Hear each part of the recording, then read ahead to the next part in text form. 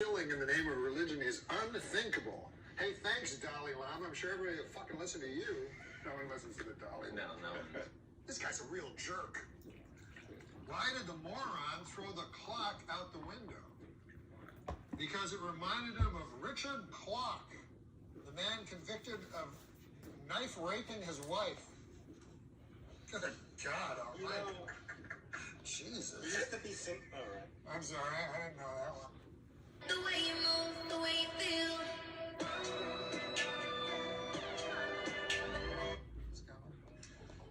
This guy's a real jerk. I would guess that one of the good things about this, you had some time off. Have you taken some vacation? Have you gone anywhere traveling? Yeah. I wanted to get away from all the showbiz, crazy showbiz. Yeah. So I decided I'd go on a vacation, you know. And I don't like to go to hotels because all my years of doing my nightclub act, I don't like hotels. Yeah. So I decided I'll go, you know, my buddy tells me, he goes, hey, you should. Hey, good morning. Sorry. Yeah. Well, what's happening to Cosmo, here, let me show you.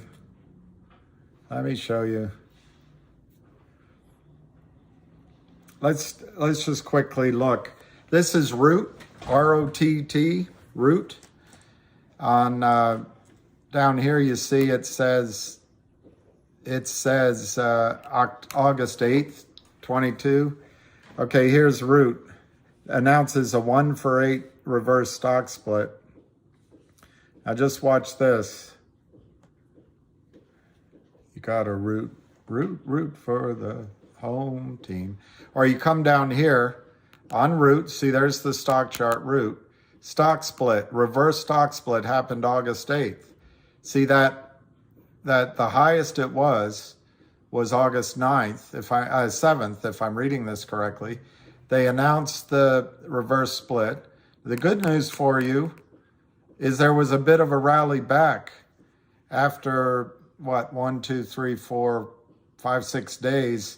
It got back kind of back to 22 bucks. But when they announced this split, the stock was almost $30. Well, here's the three things that happen with a reverse stock split.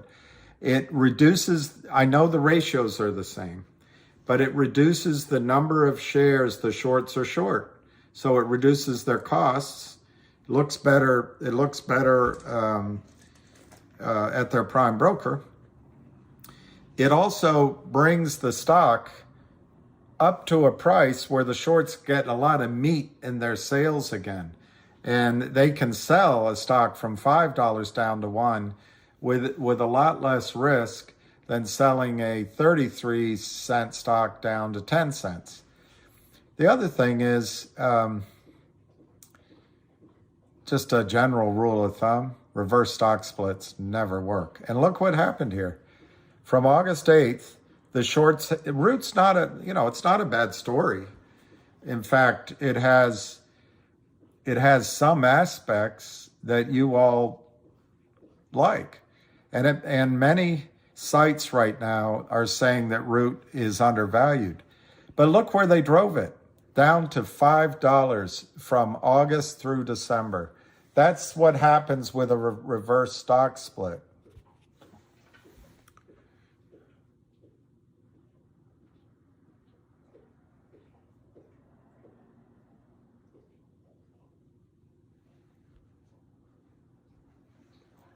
That's the price of Root right now.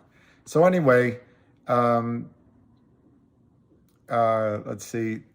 I think this is, here's Cosmo's chart. Here's COSM's chart.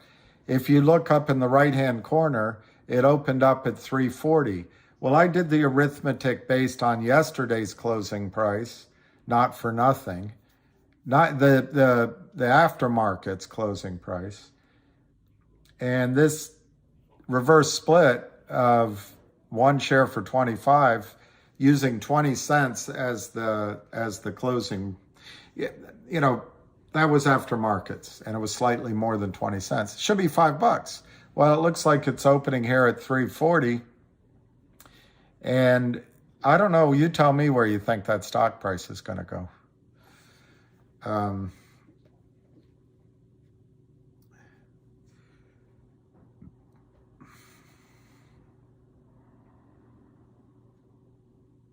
Sorry, I'm looking for a quote. I'm not ignoring you. I'll come back. Yeah, they're renaming it. Yes, who is this? Sorry, Korea Yoon. They're renaming it, and it's a reverse split. 1 share for 25. Yeah, stop censorship. All right, let's get on to a little bit of good news, but let me quickly give you Cosmos trade. Yeah, so it shows the previous close. Now that's the 4 o'clock, the 4 p.m. close, at adjusting for the split as $8.25. In the aftermarket, somebody knew this was coming, and they punished the stock, you know, in that 4 o'clock onward time frame. And I can no longer give you, I can't find it right now, but to my memory, it went to 18 cents. And it might have ended up that session at 21. But anyway, using 20 cents, using that reverse split, I came up with a $5 number. But right now, it's trading for $3.38. I think they're using the 4 o'clock close on E-Trade of $8.25. They're showing a 60% decline in COSM.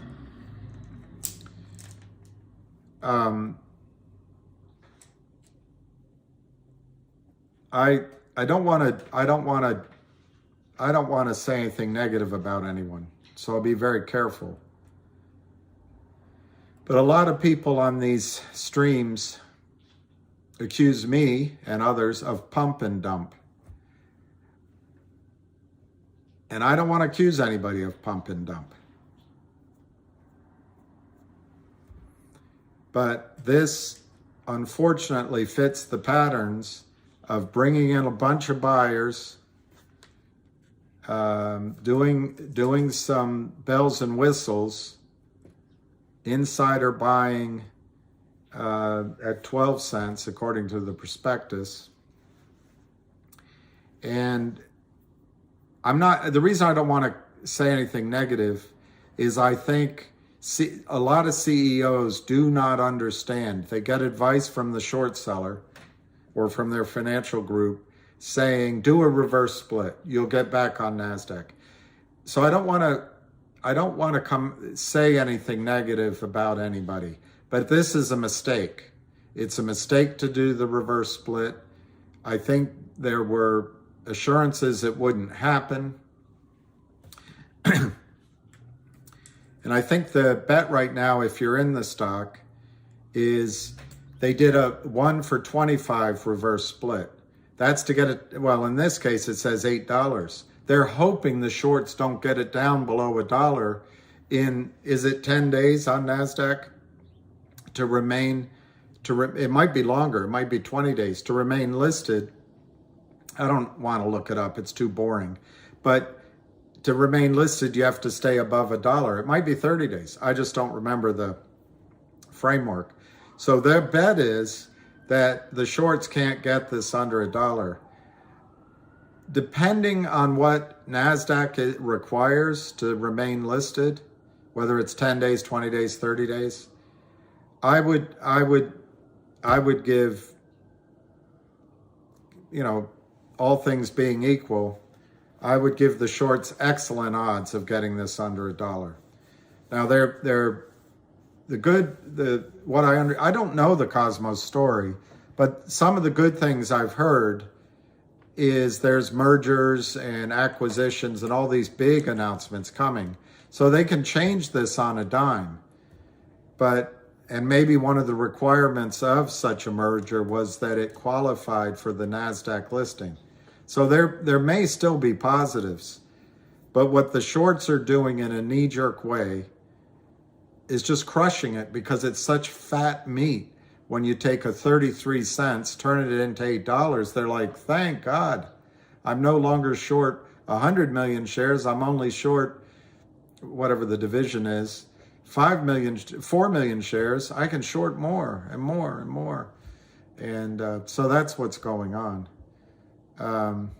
I'm sure they have a strategy. That's why I don't want to say anything negative. It's just, absent any other information, the shorts are going to short this. If there's other news, which I don't know about, they could change this around for you. Now, looking at the chart of Root, I think you will get an opportunity maybe that when this rallies after this initial hitting in the next few days, you might get somewhat of a rally to sell into. But unless there is a massive new, unless Apple Computer is buying this stock, or CVS is going to give them the license to open CVS stores in the former Soviet Union, or some huge fundamental story, COSM is going to be under a lot of pressure while the shorts try to take the meat off the bone. That's how I see it.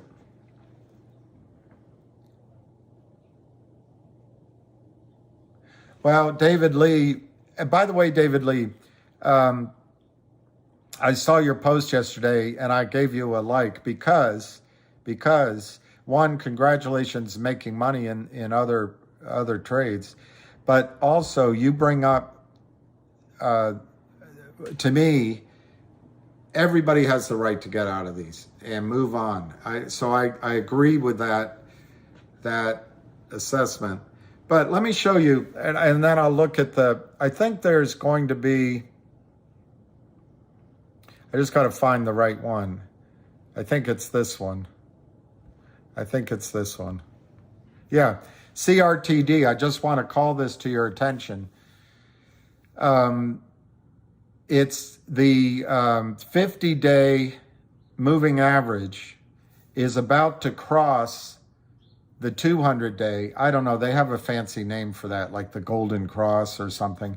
All it means to me, though, and unfortunately down on the bottom, the MACD, I didn't take a good enough picture for you to see it, but the MACD is turning upward as well. But if this creates, if the 50-day crosses the 200-day, that is an enormously bullish sign. The stock's up today, and I want you to watch for news today, Monday, Tuesday, Wednesday next week in either CRTD or GTII. And I think the news is going to be based on Ham's call yesterday. I wrote it down, believe it or not. I actually took notes. 9 a.m. yesterday, Ham said, upstream's backlog has been completely cleared up. CRTD, GTII soon. That's what he said yesterday at 9 a.m. So I just call your attention to CRTD. And I think if there is an upstream news announcement on CRTD, this could really kick off. Or it could be GTII. But let me see where let's see if there's any news.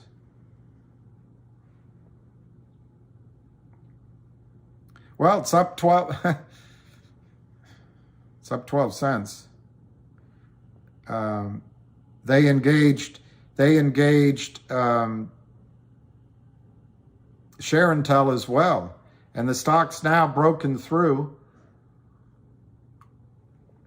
It's now broken through, and it's 84 cents. It's up 14 cents. Pretty decent volume, 295,000. So my point is, I don't quite agree. How do I say this, David? Because I don't want to sound delusional, deluded. But I think these stocks can still get a squeeze. The difference between MMTLP and what CRTD is doing and what GTII are doing, MMTLP distributed a private company. I think the fact that it's taken a little while right now, that DTCC is distributing the shares to the brokerage firms. MMAT delivered the shares.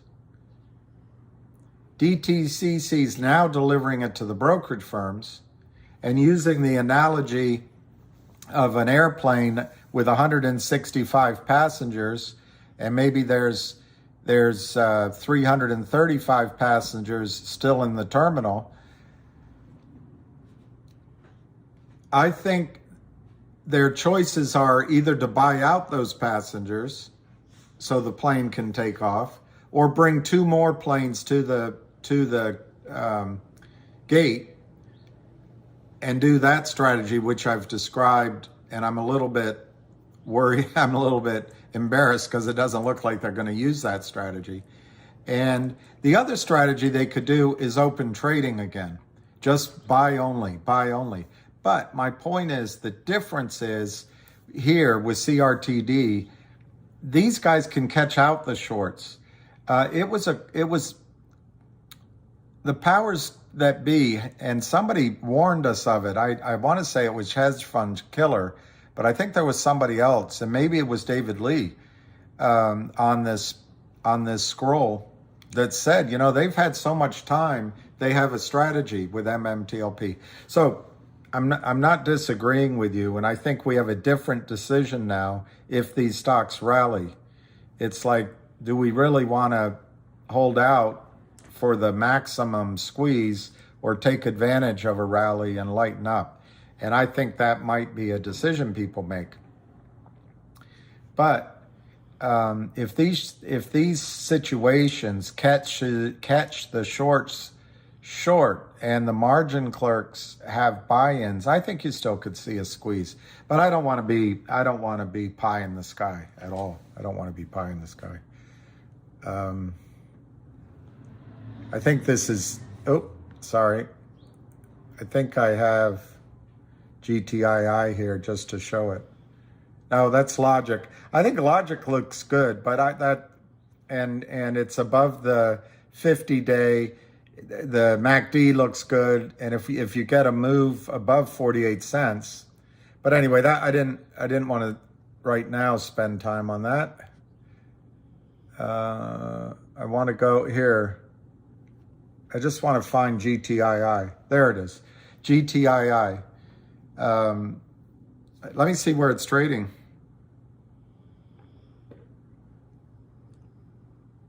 Well, it's up 6 cents, so it's at 60 cents. So it's a continuation of this.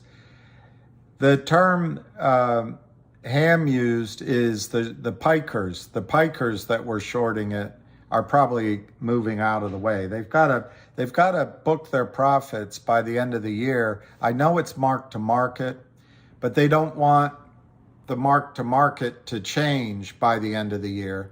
So they're trying to be the first ones out and book their profit and not run the risk that the $1.50 that they achieved in the last 10 days disappears on them, so their bonuses and their profit splits get reduced. But I call attention again to what Ham said yesterday. These 2 stocks have upstream news coming, and the backlog's gone. I believe in both cases, it could be some sort of distribution, not the dual listing, some sort of distribution. So anyway, yeah, I think. Good morning. I think, man, I watched that COSM play. Whoever was able to buy pre-reverse split this morning at those lows is up big league.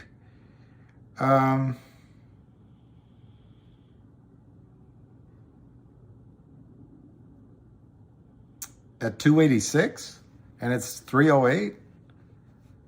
I'm not sure that's big league. Maybe there was another low that I'm not seeing. The COO said it was done so they don't get delisted today because it was under $1. Yeah, let's look it up. Let's look up the rule. NASDAQ delisting. By the way, it's not the end of the world. If you get delisted from NASDAQ, you just go over, depending on your, your, for lack of a better word, record keeping, you go to the OTCQB, and then there's three levels of the OTC. So it's not the end of the world to be off of NASDAQ. It's just partly ego, partly, I think, access to financing seems to be better on NASDAQ. And certainly if the stock is on NASDAQ, you might have more institutional following. But to open your stock to the destruction of shorts just to remain on NASDAQ, I don't know. I would call that decision a push. Okay. NASDAQ rules provide a 6-month cure period from the date of a deficiency notice, and we know they got one, during which the minimum bid price of the company's stock must be $1 or more for 10 consecutive business days. So I got the 10 right. I got it, and then I got confused whether it might be 20. Sounds like it's two weeks, so it's 14. It's 10 business days, 10 full trading business days. So as I read this rule, if they get Cosmo under $1, it says here for 10 consecutive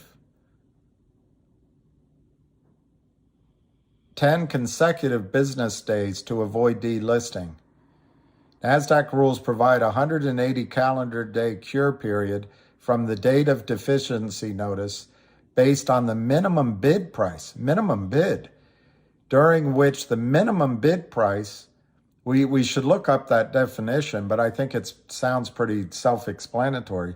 The minimum bid price of the company's stock must be $1 or more for 10 consecutive business days to avoid delisting.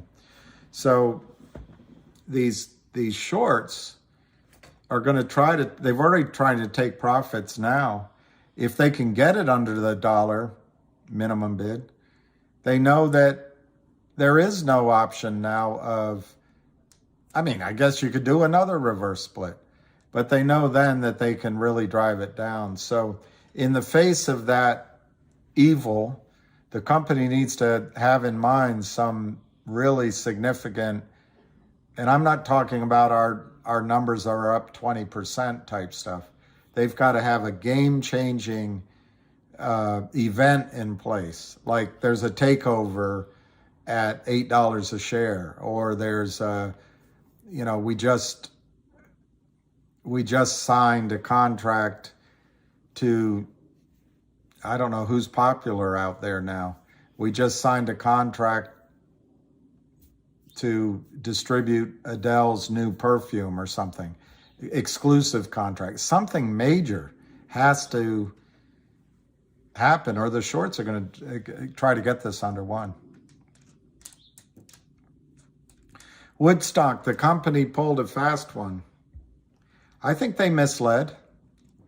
Based on the rumors I heard that the CEO had done some sort of election in the private financing where he converted, and I think it was at 12 cents, but I could be wrong on that. But by making the conversion, he was unable to do anything for 6 months with the stock, which is the same thing when a CEO an insider buys stock in the open market, they can't sell any of their position. But anyway, whatever that, the details of that were, the import was that he was doing it to show the market. This was what I was told that was being said to some big investors. He was going to do that to show the market that he was not going to have a reverse split until June. So that the announcement that I was told was pending on COSM was one that said there isn't a risk of a reverse merger for 6 months.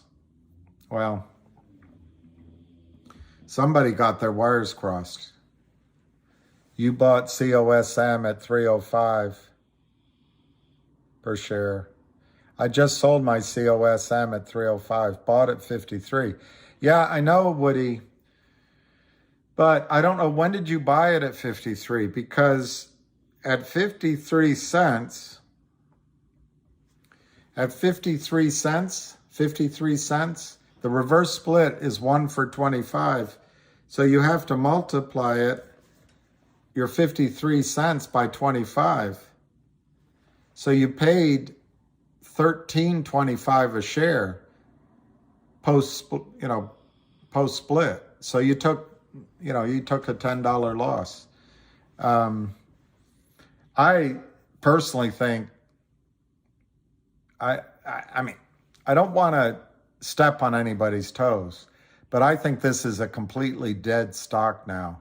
And I think the shorts are in control and they'll drive it under $1.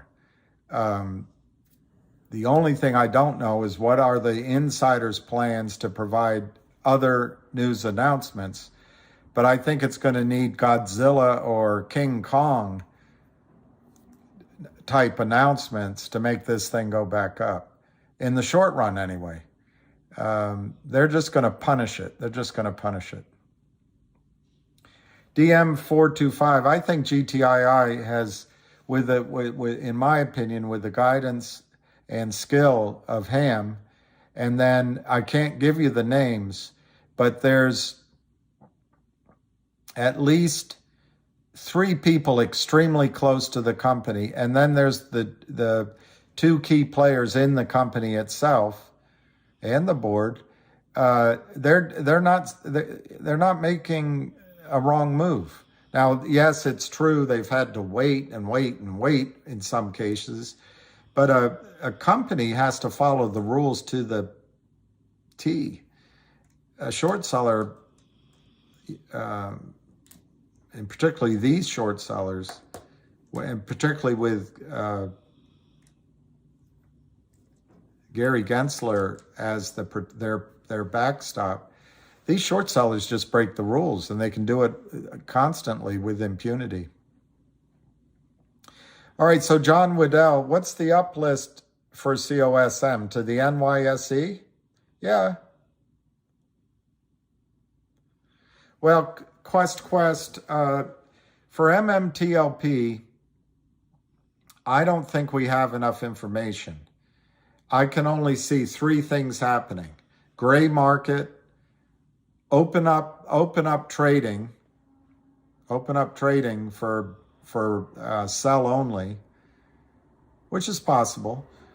They're setting up CUSIP number. They have the capacity to do that.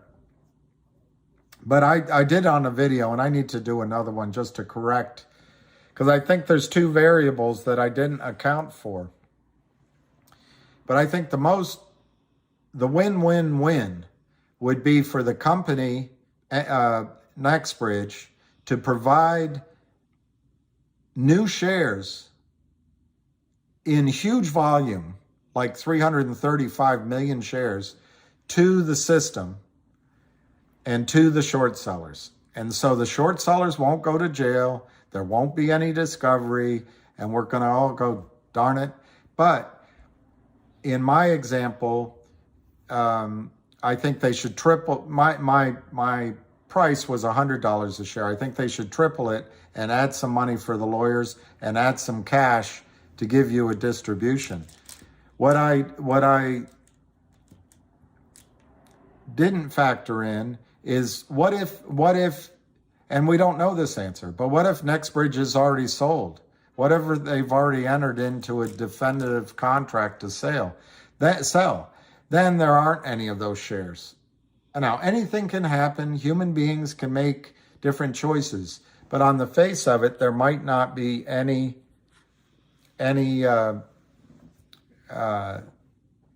that 335 million shares might not be available. So that's a variable I didn't consider when I gave that idea. And I'm not, I mean, to me, it's just obvious where it's headed. It's not like I'm, the other thing I didn't account for, which is in your favor,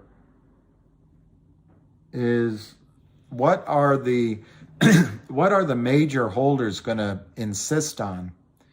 And if they insist on whatever they insist on, look, they could, if they're bought out and they pull a Cosmo on you,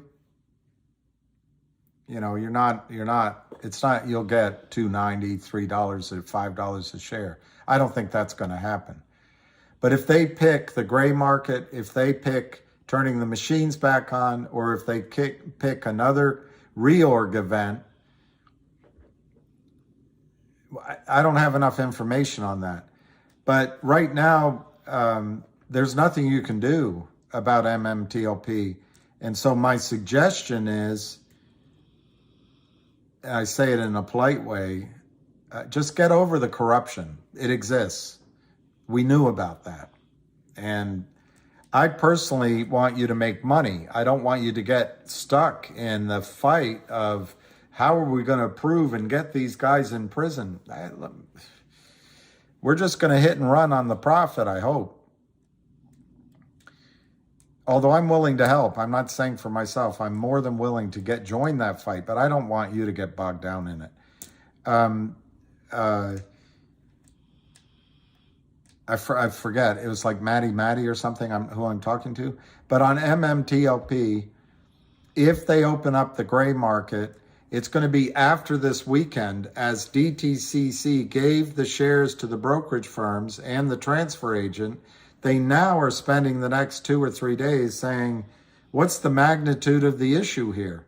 We have on our books that the shorts, the fails to deliver, which are stuffed in our clients' accounts as if they're real trades. Clients put up cash and no one cares. Gensler doesn't care. Congress doesn't care. But our accounts are stuffed with fraudulent, fake, mimeograph certificates, IOUs. Well, I don't know, pick a firm, you know, Dean Witter. They have 25 million shares in their accounts, but DTCC just delivered 5 million. So they're seeing the magnitude of the problem. And so is the transfer agent. And probably so, if the lawyers are working together, so is NextBridge. But the data is opaque. DTC doesn't share it with companies. Brokerage firms hide it from you and hide it from the company. So Maddie, I just see no reason to obsess about MMTLP today, Saturday, Sunday, Monday. I see no reason to obsess about it. They're either going to turn trading back on, probably sell only, and you're going to say, well, sell only, that means the stock's going to go down. No, the brokerage firms, the shorts are the buyers, but sell only to retail. So they're going to try to manipulate the price and keep it from exploding to the upside if they turn the machines back on. But you don't know, and there's no use speculating about it right now. None, zero. Gray market now, even though I picked the third choice as my favorite ending, it looks like gray market is where the whole wagon train is headed. Again, there's no use obsessing about it. None, no use. Will you get a phone call over the weekend? I doubt it. I think they're going to take time to really see how massive this is, and then they're going to call their biggest accounts first. If it's Dean Whittier and they have 25 million stuffed in the accounts and they only have 5 million, well, maybe 15 million of those shares are spread across just 3 accounts. Well, they might call those accounts over the weekend, but I don't think they're going to come down to us. So there's nothing you can obsess about. I just don't think it's worth it. Other people are taking care of it. The good news is big people are on you. Their interests are aligned with you. Greg McCabe, John Berta, this other guy, I can't find the form where it shows the three big names. So I don't remember the guy's name. But they're going to fight for themselves, but it's aligned with you. Now the risk is, will they take $5 or do they want 500 or 1,000? We don't know that. I don't know that answer. But they're pissed off, and I think they're not gonna settle low. So then the third option, Maddie, is all parties sit around a big conference table, swallow their pride. NextBridge issues brand new shares and helps the criminals out, helps the broker-dealers out, rescues the system. So the system gives NextBridge, in my big example, $400 a share. But I think the number might be more around $40 a share. So the system gives NextBridge $14 billion. The lawyers take $1 billion, and NextBridge becomes a $10 billion oil company with huge inventory of an exciting project. And maybe NextBridge decides for you, for your pain, not only do you get a share because if they issue new shares, they're going to allow the system to settle up the fails to deliver. That means your shares will be good. So you'll be in the new co. Well, maybe they also distribute to you, $1 or $2 or $3 billion across the whole thing. If they distribute $1.5 billion, I think $30 a share. I'm sorry, I get the decimals all wrong, but you get the point. It wouldn't be 30, it would be $3, I guess, a share. It'd be 10%.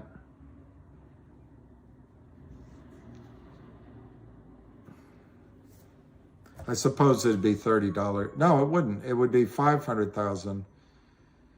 I don't know. Let me do the arithmetic. If they distributed $1.5 billion to shareholders divided by 500 million,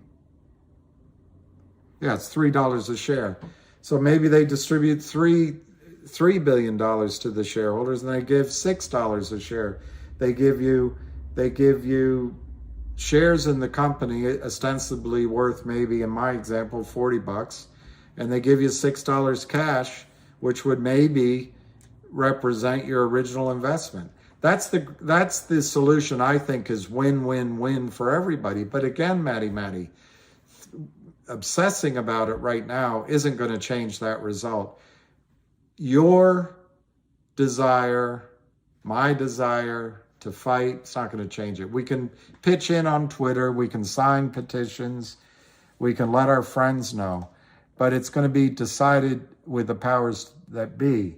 Now, Maddie, just so that you know, I started with $100 number. They have to issue 335 million shares. That's 33 billion. And my idea was, well, triple it, because there's going to be triple the number of the shares and add some. I came up with $400 a share.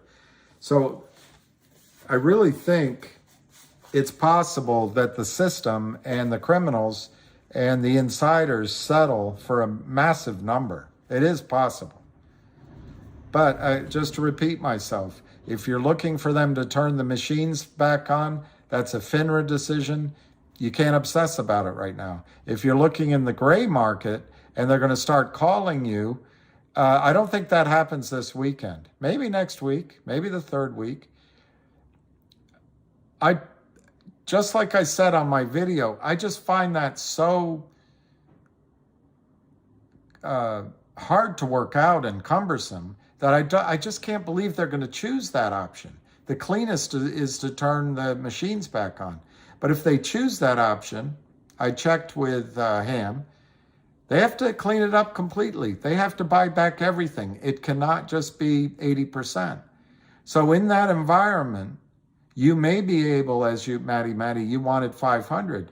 if you get that phone call, ask for your price and maybe start higher. Maybe say, I want 750, and they come back at you at 400, and you say, all right, how about 550? And they say, well, we'll do 475. And you say 500, and they say, okay, done. That's the gray market, but it's not going to happen over the weekend. It's just not going to happen over the weekend. They're still reconciling everything. So I would just put it in the back of your mind that I'm not going to obsess about MMTLP. I'm going to let them, they'll sort it. And I think if you have any anxiety, it's either that you think you're going to get zero. I don't see any scenario where you're going to get zero, because in talking with him, they have to cover these shares. And the only other anxiety you might have is you want a really high price. Well, it depends on which one of those three choices the group makes.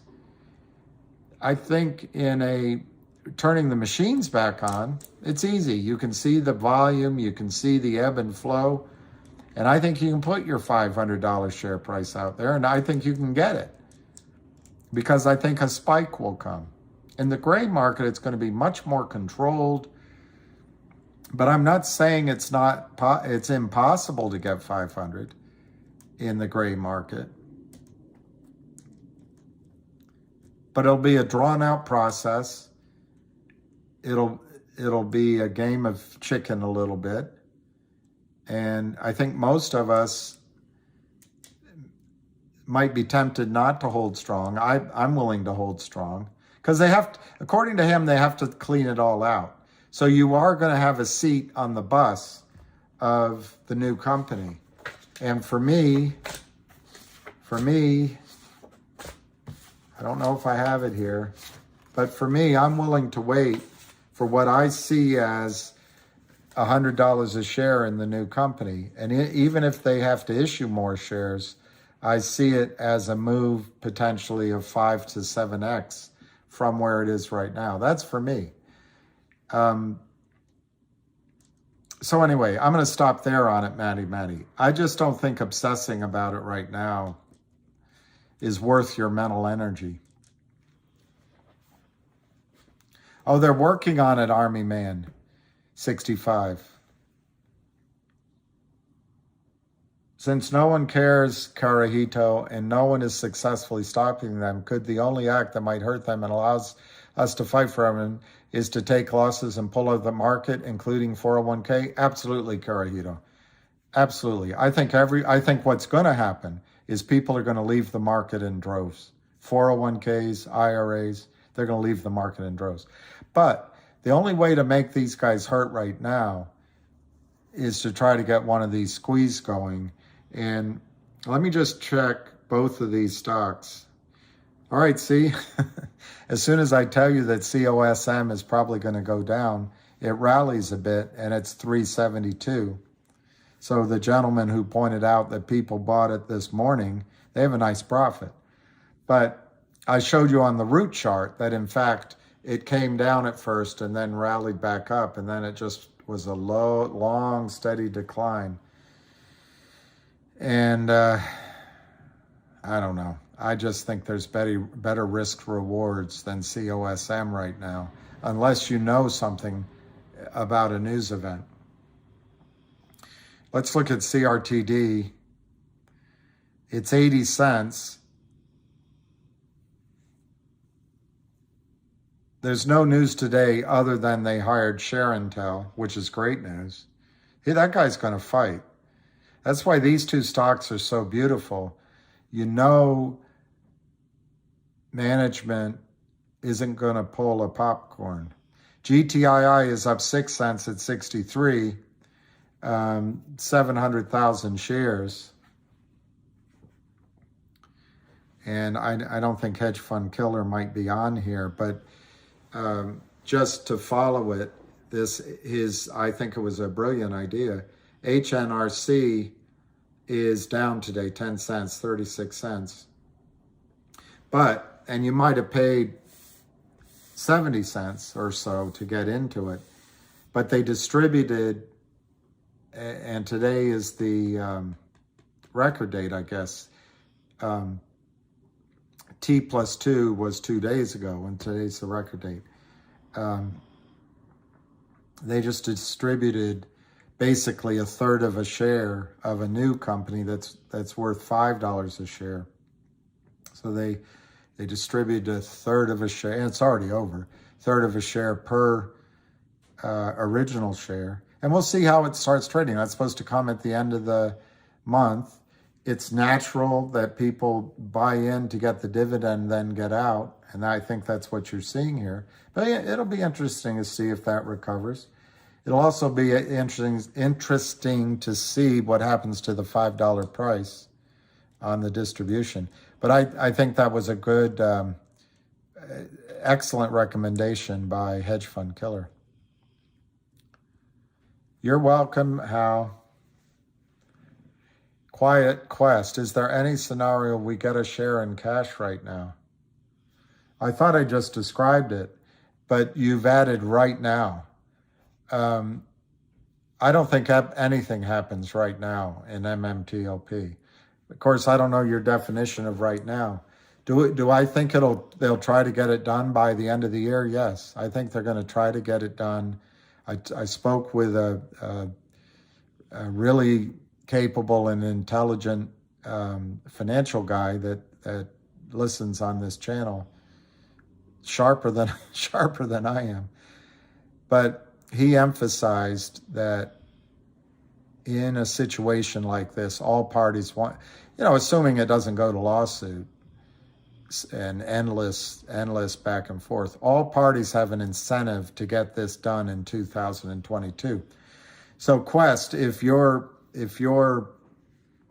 right now means in the next 2 weeks, I think there's a good chance that something will be at least finalized and announced in the next 2 weeks. The distribution might actually happen. I mean, internally, all the distributions to the various companies might happen by the end of the year. But wherever you hold your shares, the brokerage firm holds those shares FBO, your name, or in the name of you. And so as long as the money changes hands higher up by the end of the year, maybe you get your distribution in the first week of January. But yes, I think it could happen right now.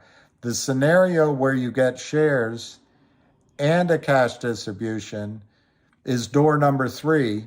It's the one I put a video out on, and I think it's so bloody obvious that that's where it's going to go.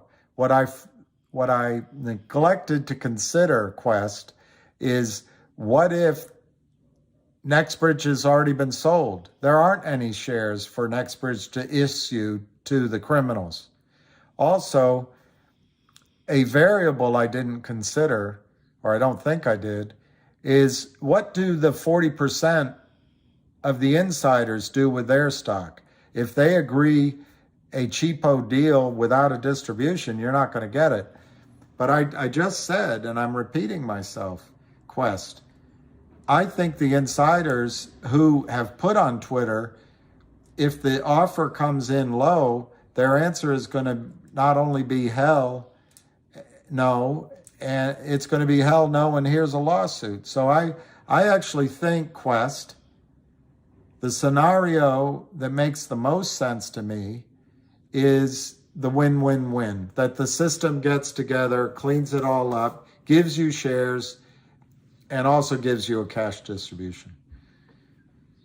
The other two scenarios, Quest, are just turn the machines back on or go in the gray market.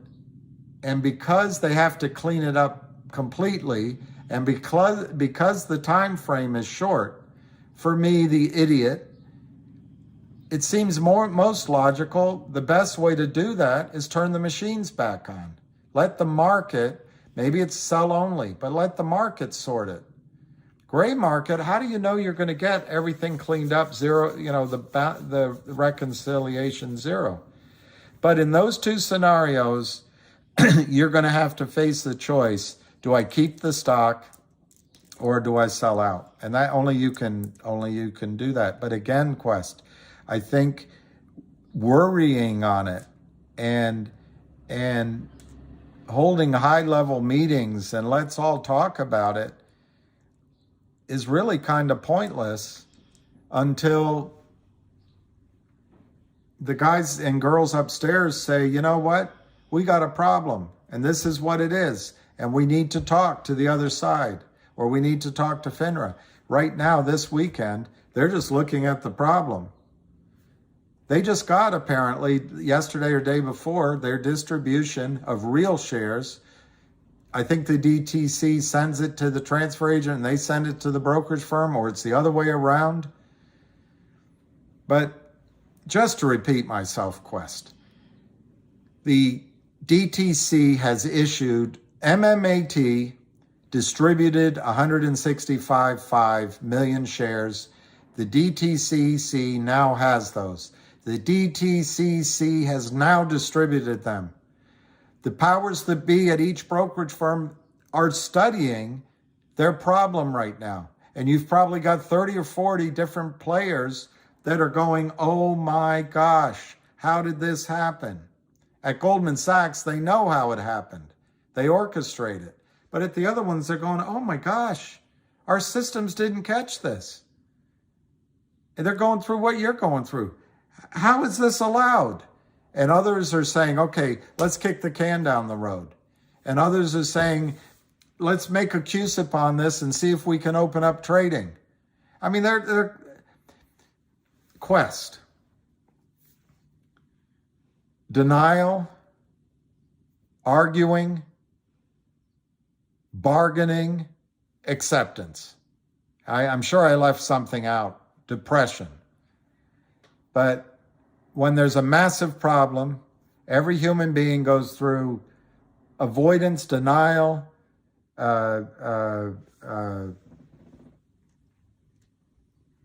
pretending it's not there, and then they go through some sort of bargaining process. And then finally, they just got to face the cold, hard truths. And acceptance comes. So Quest, I just don't see any reason to really discuss it further for the next handful of days. But the only way you're going to get stock and cash is if all the parties meet around the conference table. NextBridge sends 300 million shares to the criminals. The criminals send cash to NextBridge. It balances the books. The three insiders that own 40% of the company say, you know, if you do that, we're going to own one share in the company. Now you're asking us to own one share for every three. You have to make a cash distribution. And if they win that argument, I think the cash distribution will be substantial. So in that case, I think you'll get stock and cash distribution. The risks are, did they already sell NextBridge? I don't know that. But that's the only way you can get your cake and eat it too. Exactly. I don't want to talk about MMTLP anymore. Can we talk about our next stock? Yes. RNVA looks attractive. What's halted? What's halted?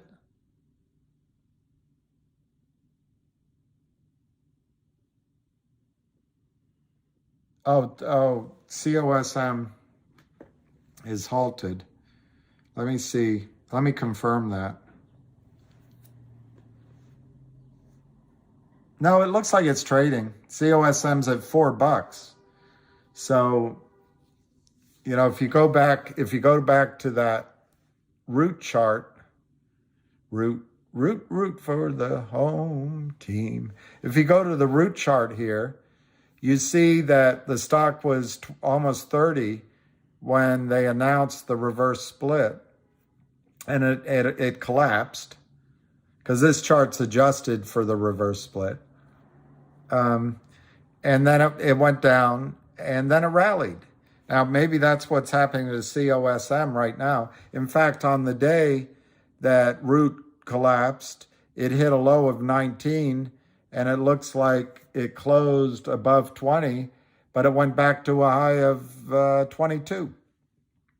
So that's probably what's happening right now with COSM. Some of the people that sold last night and this morning are just taking their profits, like intelligent short sellers. And maybe there's some buying coming in. Maybe, maybe there's another big press release coming. It's coming next week. But the stock's now down 50% instead of being down, I think it was 65%. I just think this is a stock to just either put it out of your mind and leave it in your account and don't care if it goes down, or just run away from. Yeah, nobody was able to sell this morning, I'm sure. Ape NFTs. Yes, I think I don't know if you remember my run on about GTII, but I absolutely think GTII bottom tomorrow. Now, let's just go to the chart on that. Let's go to survey says. Now, just because it bottomed yesterday doesn't mean it won't attempt to form some sort of double bottom. In other words, it doesn't mean they won't try to get it back down a bit. But depending on how it trades in that situation, that's a bullish setup if it happens. But looking at this chart at yesterday, it went down to what, 45 cents? And then it closed up on the day. It didn't quite close above all of that red candle the day before, but it's doing it today. We divide these charts into daily, but, that's just a time slot. What you really want to see is the activity. But anyway, I personally, if I were buying, I intend to try to buy some on Monday, but I'm in the same position with all of you guys that I have to wait for, what do you call it? Settlement, cash settlement. So I don't know what it'll do today, and I don't know where it'll be Monday. But the forces working, the negatives, on GTII, one, tax loss selling, and that'll still be there. And two, some of the shorts might still want to get it down, but it doesn't look that way. These Ham calls them pikers. I was calling them opportunistic. These opportunistic shorts don't want to take the risk of 60 cents back to first 2 and then 3.50. And, while we're at it, in a spike, it could go back to $6 in short covering. They don't want to take that risk. They want to cover because they're just like you are. They want to go into their holidays booking their annual bonus and their annual payout from their paymasters and their investors. And they don't want a perfect, well, some of them do, but they don't want a perfect trade. They just want to get 80%, 90% of the profit that's available there. And it makes a lot of sense to cover here, at least for some of them. So, the positives are, and I'll be repetitive, but I'm only going to say it quickly. The positives are the audit has to be finished by the end of the year. And it looks like has to is the wrong word. It was projected to be finished by the end of the year, and it looks like they're going to be able to do that. And that's only 2 more weeks. That brings in $100 million in revenue and $35 million in income. I don't see how the stock gets crushed in that case. You have a wild card out there that could happen anytime, or it could happen next year, of the Trento mine, which has never been officially killed, And they've been working on it for so long. But to me, and I'm just saying human behavior, a logical time to try to finish that would be by the end of 2022. But it could be next year. But if that came in, you're adding $30 billion in top line value of lithium. I don't know what metric you would use. I don't know, 10% of that? $3 billion? That's still, that's still $3, $4, $5 a share. So yes, I think GTII hit its low yesterday. And doesn't mean it can't bounce back down. And I think GTII, if you look at that chart, I just think the rapid fire, it might not be all one day, is 177, but there's not a lot of resistance there other than a red squiggly line. But it goes through 177, hits 2, bounces back to 177 a couple of times, and then goes through 2. The next place, I think is the blue line. But again, there's not really, other than a blue line being there, there's not much resistance. Where the resistance seems to come in is in the $354 range. But that was all false short selling. There was no real long selling. So there might have been a little bit. So I think 354 becomes sort of your, target in a bounce back on a, 1, 2, 3 leg move. And then how long does it stay there? I don't know. But I would guess not very long, depending on if the news is upstream. And I already said, Ham said yesterday the backlog's gone on upstream. So it's either going to be CRTD first or GTII first, and then the next one will follow right along. So that's H-Town Chops. I think GTII is a screaming buy. If you want my opinion, it's not advice. Hey, Alicia, that's wonderful. Still not giving credit for 15K shares prior to the split. David Smith, I missed your other point. 15K shares prior to the split. 15K shares prior to the split. I'm being too dim-witted to understand what that meant, and I apologize. Louis, precious. Hi, Alicia.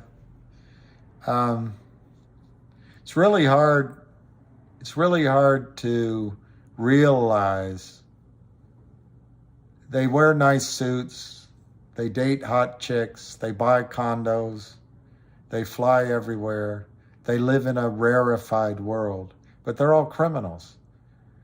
And they protect each other. The most recent example, I do not mean it politically, but the most recent example was when there was a financial crisis and George W. Bush brought in Hank Paulson, CEO of Goldman Sachs, and one other, and Hank ran the allocation of almost $1 trillion bailout to help his own company. And he ran the decimation of other companies like Lehman Brothers and Bear Stearns. And he saw the books so he could buy at a discount. There was no bidding on that. And the federal government gave Goldman Sachs these paradigms of financial genius, their share of $1 trillion bailout. And then Obama came in and doubled down on the bailout for Wall Street. And in the mortgage area, Obama wasn't FDR. He wasn't FDR. He didn't save houses for people. The government saved the banks. And I'm not trying to be political, But there's no FDRs anymore. In the Depression, FDR saved the homes. Now, I don't know what happened after the period of time, but there was no effort to save the middle class or the sort of upper class or the poor or the working class. They saved the banks. And yes, the precious metals markets are entirely fraud.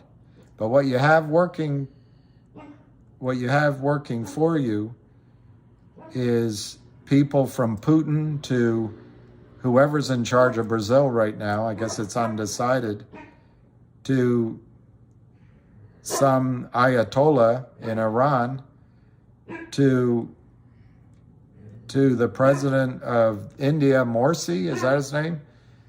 To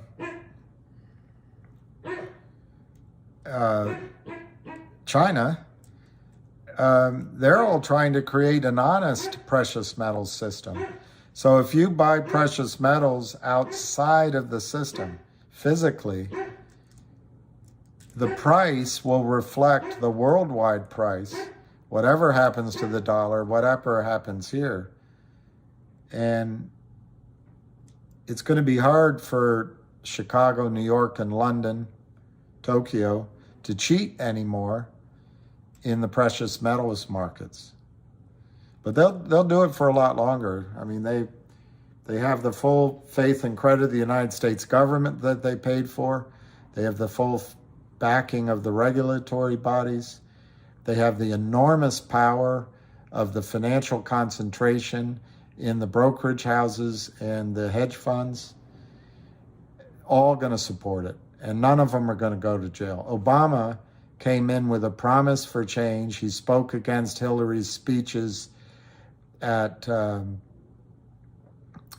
banking, $500 million and a half for going in to say hi. But Obama didn't put any bankers in jail. None. Well, Trump spoke against, what was his thing at the debate? Because you would have been in jail. He didn't put any bankers in jail either. And so far, whoever's running the White House now has not put any bankers in jail. Janet Yellen gets money from the banks. I'm sure. Anyway, we'll leave it there. It's all corrupt. The only way I think you can protect yourself and get back at it, you have to start thinking that you yourself are a central bank. A central bank. That means you've got to build up your reserves.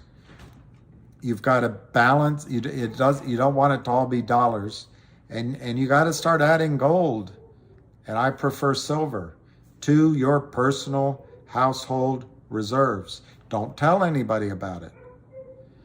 Make friends around you so no one comes and steals it, so you have neighbors backing you up. But the second best thing you can do in this world that's corrupt, get out of debt. Now, the one I don't totally understand what's going to happen is mortgage debt. But I read really smart people say that they're not going to let you get away with a devaluation in your mortgage debt. But a mortgage, you're living in the house. But just get credit cards down and all these things that they can come thieve your assets from you. And I think they can do that with mortgages. I think they've shown they can do that. Now, Martin Armstrong says, as these governments get in trouble, like in Chicago and in New York, Biden, when he came in, under whatever auspices, he funneled massive amounts of taxpayer dollars to the blue cities. So the deficits that they ran under COVID came positive. But Martin Armstrong believes that owning real estate is going to become extraordinarily expensive because they're going to start raising taxes to cover the budgets of these governments. So you got to bear that in mind. But in general, you should pick where you want to live. Make sure you have your friends. Every human being needs someone to love, something to do, and something to look forward to. And if you can set that up for yourself, and it doesn't have the stress of having debt, you're free. As my friend in London says, debt, she says debt, because she's Spanish, but debt is slavery. If you can get out of debt, that's one of the single best things you can do to fight this system. And then you want to think about getting out of the debt-based system with your investments, just like someone said earlier. The entire banking system is based on the fraud of multiplying your assets and massive amounts of debts being issued out of thin air, dollars out of thin air. Get out of that system. Get out of the debt-based system. And so you got to start thinking. Unfortunately, you can't think of your wealth the way your grandfathers did, or even your father and mother did. In my opinion, you can't even think of your wealth as dollar bills or as the dollar value of your account right now. I think it's better to think, okay, I've got X number of units of CRTD. I've got X number of units of GTII. I believe they're going to go. They're down right now. But that's what's more important than the dollar value right now. And when it runs, I just think you have to take every step you can to get out of the debt-based system. As George W. Bush said, this sucker is going down. And your happiness will be, the world is so bountiful every morning, no matter what your mood is. The birds are singing, puppy dogs are playing, there's life everywhere. There's green in the trees. There's a beautiful blue sky. There's so much wealth all around us, and we got all focused on this narrow nightmare. But if you live where you want to be, and you're able to do something that you love, and you're with people you love, and you have things to look forward to, even if it's just simply every day, I think you can get through what's coming. But I hate to say it, when these big banks go down, your accounts are not safe. Your accounts are not safe. So, anyway.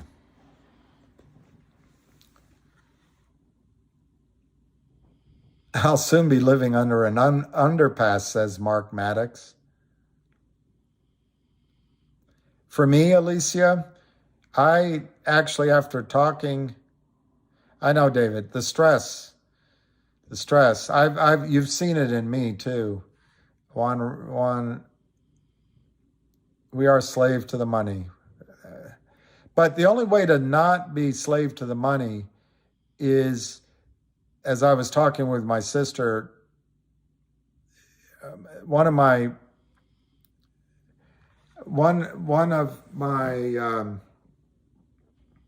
there's a bear raid, Jeff said. Yep, GTII, they're getting it back down.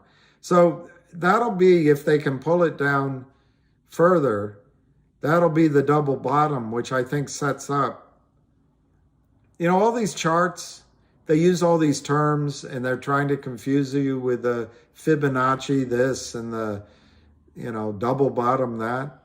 All they're trying to measure is the exhaustion of sellers. Now, of course, the shorts seem to have unlimited selling power, but they're trying to measure the psychology of a mob. And a double bottom, you come down, you bounce, and some people take the opportunity to bounce to sell, and you come back down. But maybe it doesn't go quite as far down. It's a higher low, and maybe it doesn't quite have the same volume. So it's a measurement. It's a bullish measurement, the double bottom, of a start back upward. Arca said it could go to 50, then go back up. For COSM, that's pretty good.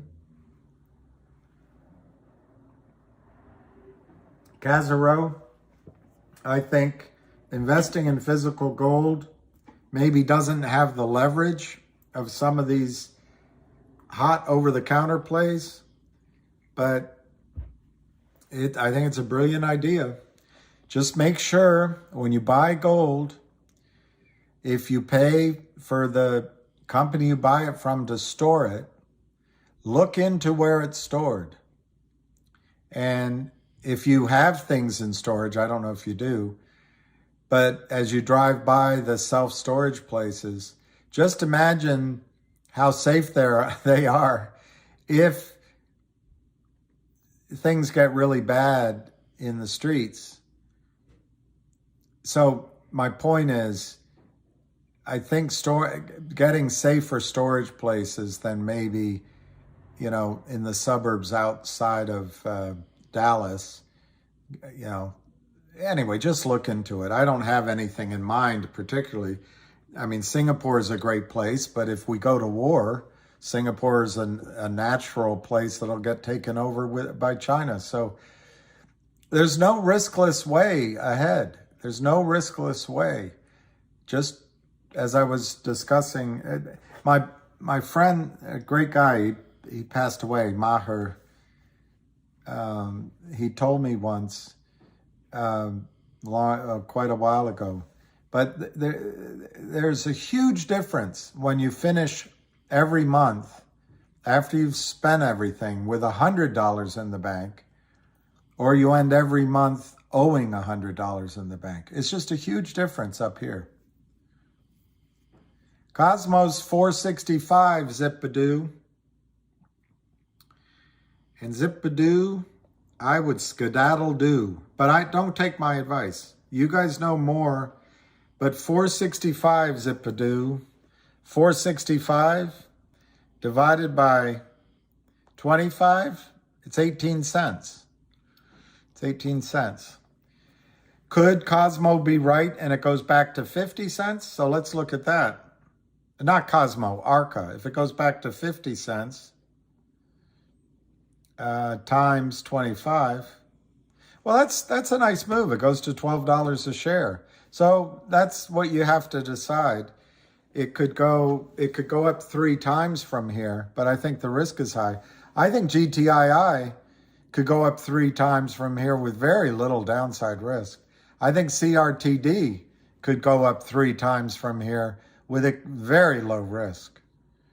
I looked at the chart of Wolf. I'll show you the chart of Wolf. I like Wolf, but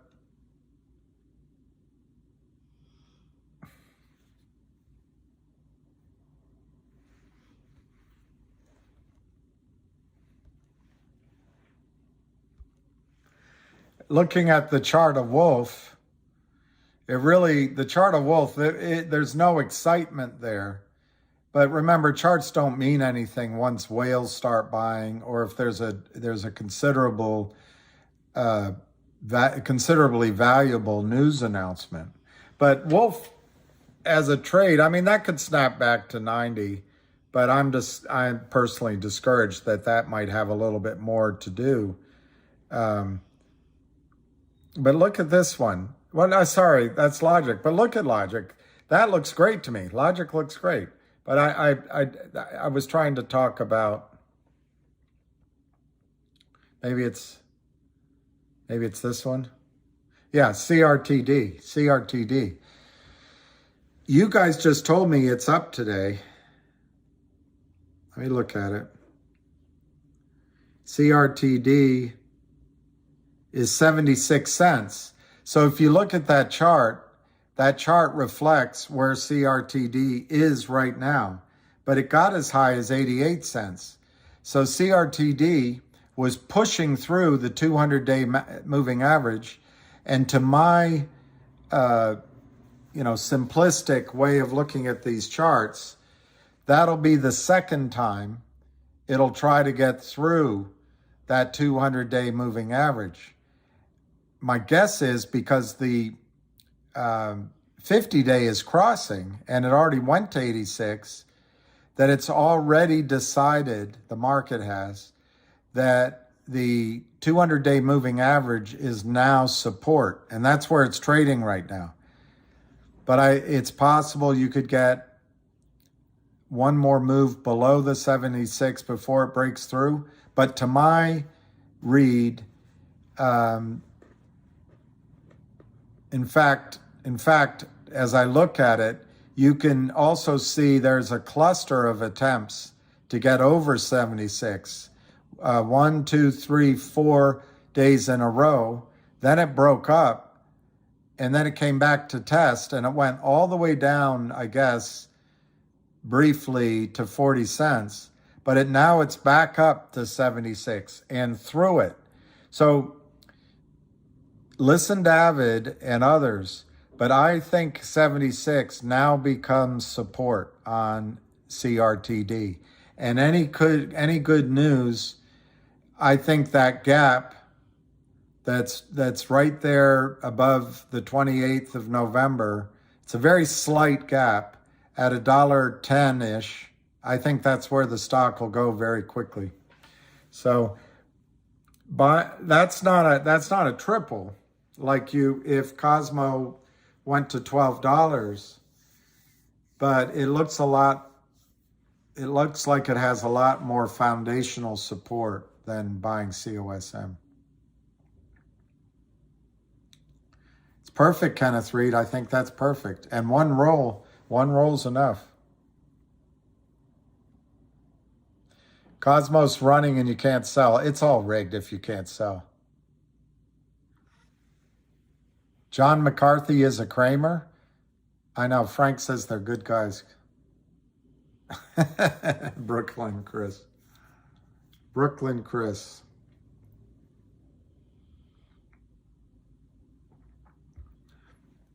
Let me look at COSM.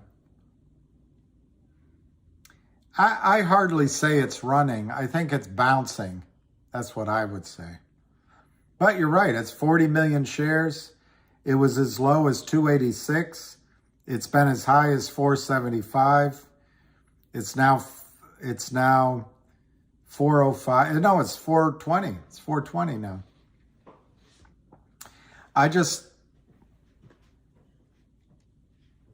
That's a lot of volume. It's like stepping into a middle of a superhighway. You can get run over in that stock. Avid's still making videos, but Avid isn't. I respect it very much. He says something when there's something to say. He doesn't just go up to say something when there's nothing to say. What are my PLs, profit losses, like? I don't know. Cosmo was flirting, yeah. I thought I'm confused. John McCartney, I'm not going to get into that. I don't know, Northwest Sasquatch. When I'm talking into this silent screen, I'm like, man, I'm running on and on and on. Hey, Claire Withrow. Oh, he's a troll. Okay, thank you, Key. Who was the singer, Key? Or close to Key. Madlock. Good morning, Madlock. Still can't. SR 7531. What are my thoughts? You fat, can we now say GTI is a pumping up? No. I think you can say COSM is a pumping up.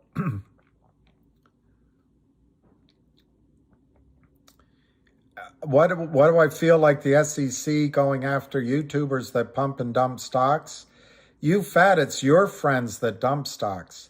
My response to that is the SEC needs to go after the dump and dump and dump and dump and dump and dump and dump and dump and dump and dumpers. That's and by the way, before they dump, they pump to the CEO with Cheshire smiles. So I guess my answer is I'm not frightened. If you're talking about me and they bring me in, I stood down in front of the SEC many times, right in the lobby of the SEC with the truck behind me. I've called into the SEC. I have no fear of an SEC investigation in so-called pump and dumpers of GTII. To me, it looks like some people pumped GTII a little bit to get out while their investors stayed in to go into COSM. And I would argue COSM does fit at least on the surface, it fits the pattern of a pump and dump. But I don't have enough information. You might be a lawyer. You might have a lot of information that I don't have. But no. I do not say GTII is a pump and dump.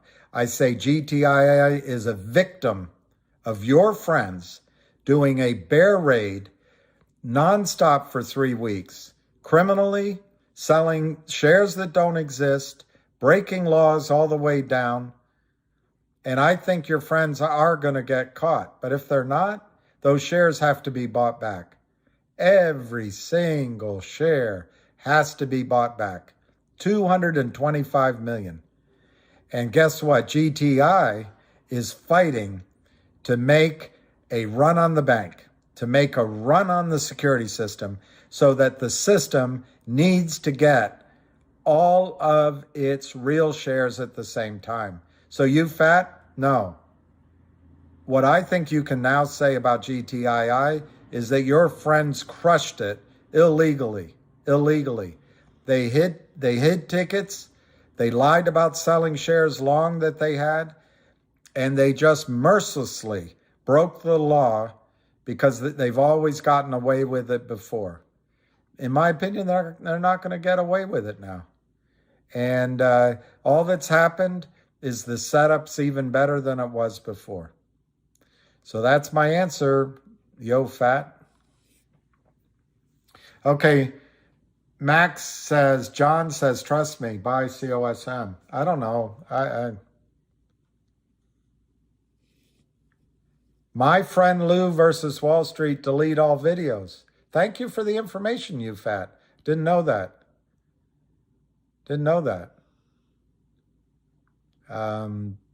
My friend. I don't know why he took it down. I don't know what's going on, so I don't want to guess. Lou might have just gotten caught up in your criminal friends doing the exact same thing to COSM. They did it on many stocks. The criminality that you support and the criminality that you seem to think is okay might have just happened to Lou, and Lou didn't know better. I just don't know. And so I've already made it clear that I don't like how it was handled. I think people have the right to trade into new stocks, but you shouldn't trash a stock or cause FUD in a stock that you got everybody into and then go to another one. I just don't think it's fair. Now, did he do it on purpose? I have no idea. My goal here, you fat, is for people to make money. And the reason right now the stress exists isn't the pumping. It's the illegal dumping. And that's my answer to you, you fat. Cosmo had all right, so there it is. Pete, yo fat, he got a strike from YouTube. So he'll be back on. And he's I think he's a big boy, and he's made good recommendations as well. So I just don't want to join in on all that.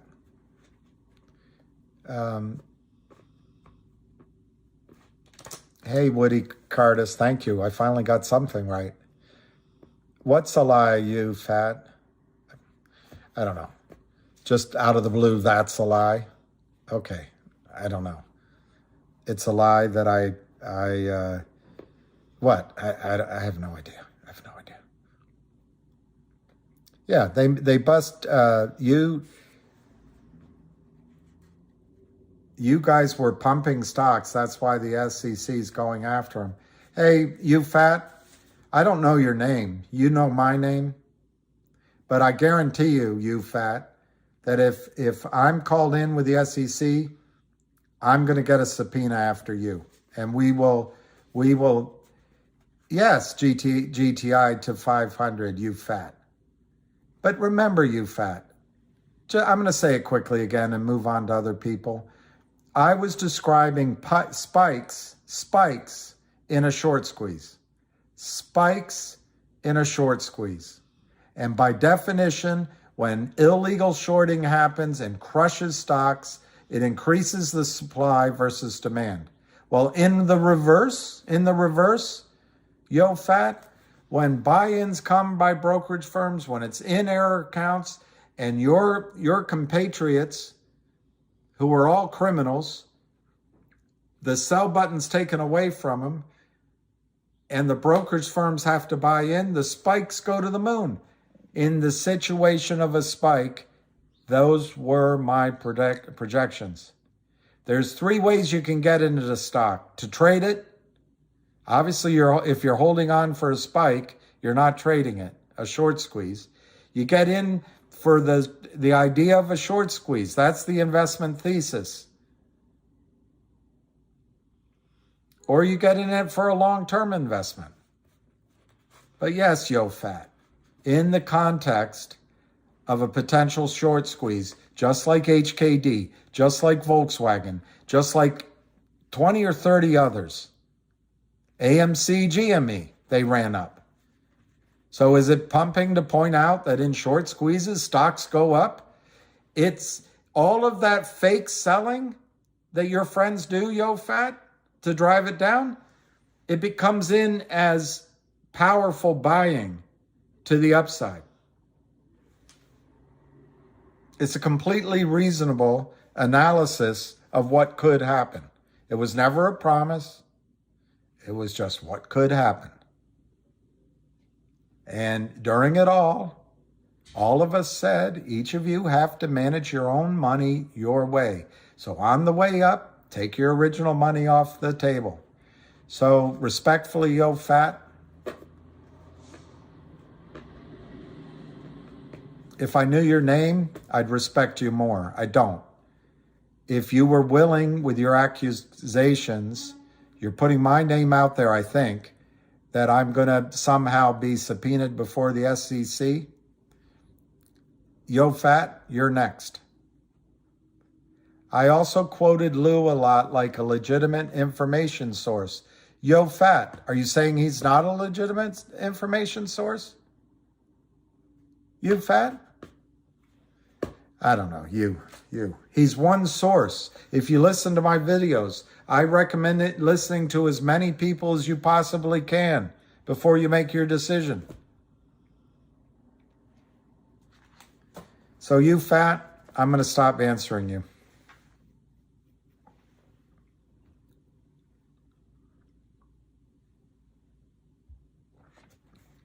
Bring in the clowns. There's got to be clowns.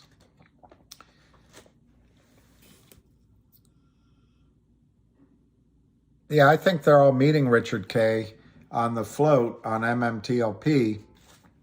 However, I think if you think through it logically, it's a little bit beyond my operational knowledge, but I think when MMAT distributes the private shares, 165 million, their obligation is to distribute it to the depository trust company. Then the depository trust company distributes it to, I forget the name of it right now, AST, the transfer agent, and the brokerage firms, and to you guys, best it can. Whoever, I mean, it's in AST. So I guess they're not doing it. DST's not doing it. DTC's not doing it. They send it to AST, and AST can transfer shares to the people that registered. But I think there'll be a kibosh on that, or at least a timeout on that, whilst, as they say in the UK,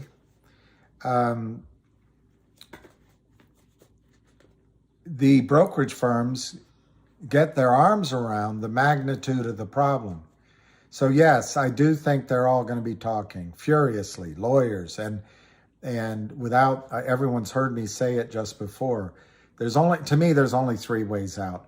One is open up trading before the end of the year in all the real stock and the fake stock, sell only, which means the shorts have to buy in. Will that happen? Well, it's a negotiation. It might. The second option is gray market it from here to the end of the year or thereabouts. My only question on gray market is I don't know how they clean everything up in a short time. According to him, who I asked, they have to buy back every share. They have to clean it up entirely. So I'm now starting to change my mind again on the gray market, but it could happen. The win-win-win-win is we all just get along and we let the shorts win. They don't go to jail. They give up the money they stole. We let the brokers win and the prime brokers, they just have to come up with cash. They can write it off. They don't go to jail. And they send money to NextBridge. NextBridge issues a whole slug. They have 335 million shares authorized they can issue. And then you get into real shares in a private company. And I think in that case, you'd get a cash distribution. I think they're all discussing that right now. It's all being discussed furiously because I think they want to fix it by the end of the year. But I don't think there's another scenario. I can't think of one. But if you make assumptions, it only leads to certain conclusions. And I trust Ham's judgment that they have to buy everything back. So if that is accurate, everything has to be bought back. And if the further assumption, which I don't know, they want to clean it up by the end of the year, it really seems like the gray market is not the way to go. A global settlement where all the parties don't get everything they want might be the way it happens. And I bet they're talking about it now. The cleanest, least communistic, least socialistic way to do it is just turn the machines back on and let the market sort out what the price will be. And yes, Fat, in the case of a squeeze, in a frantic fury to buy back 300, 400 million shares in MMTLP that do not exist, I'll be very clear, Fat, the spike could go to 10, 20,000 a share. That's not pumping. That's analyzing the situ.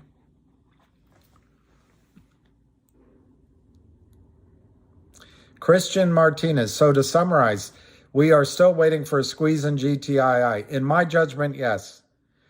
I'll answer that further in a second. Based on the merger, audit, and upstream, we wrote it to 9 and all the way back down. Yes, I think I wrote it up and wrote it down. I will admit, strategically, I shifted a tiny bit over to CRTD. Guess what? CRT went down. There was no way to diversify in this nightmare. But now I already forgot. I apologize. I forgot your first name. I got to go look. Oh, shoot. I don't mean to be rude. I don't read. Christian Martinez. In terms of this short squeeze, I think what can cause it in GTII, and I think the stock can go to 500, 2,500, 5,000 in a short squeeze, in the squeeze, in a spike. And you'll get that price if you have a GTC order out, in a spike. If there's no squeeze, that's not going to happen. But I still think it could happen in GTII because the company is doing everything it can do to force a run on the bank, to force Wall Street to reckon up their accounts and to force you all to ask, even though it's electronically, ask for all of your stock back at the same time.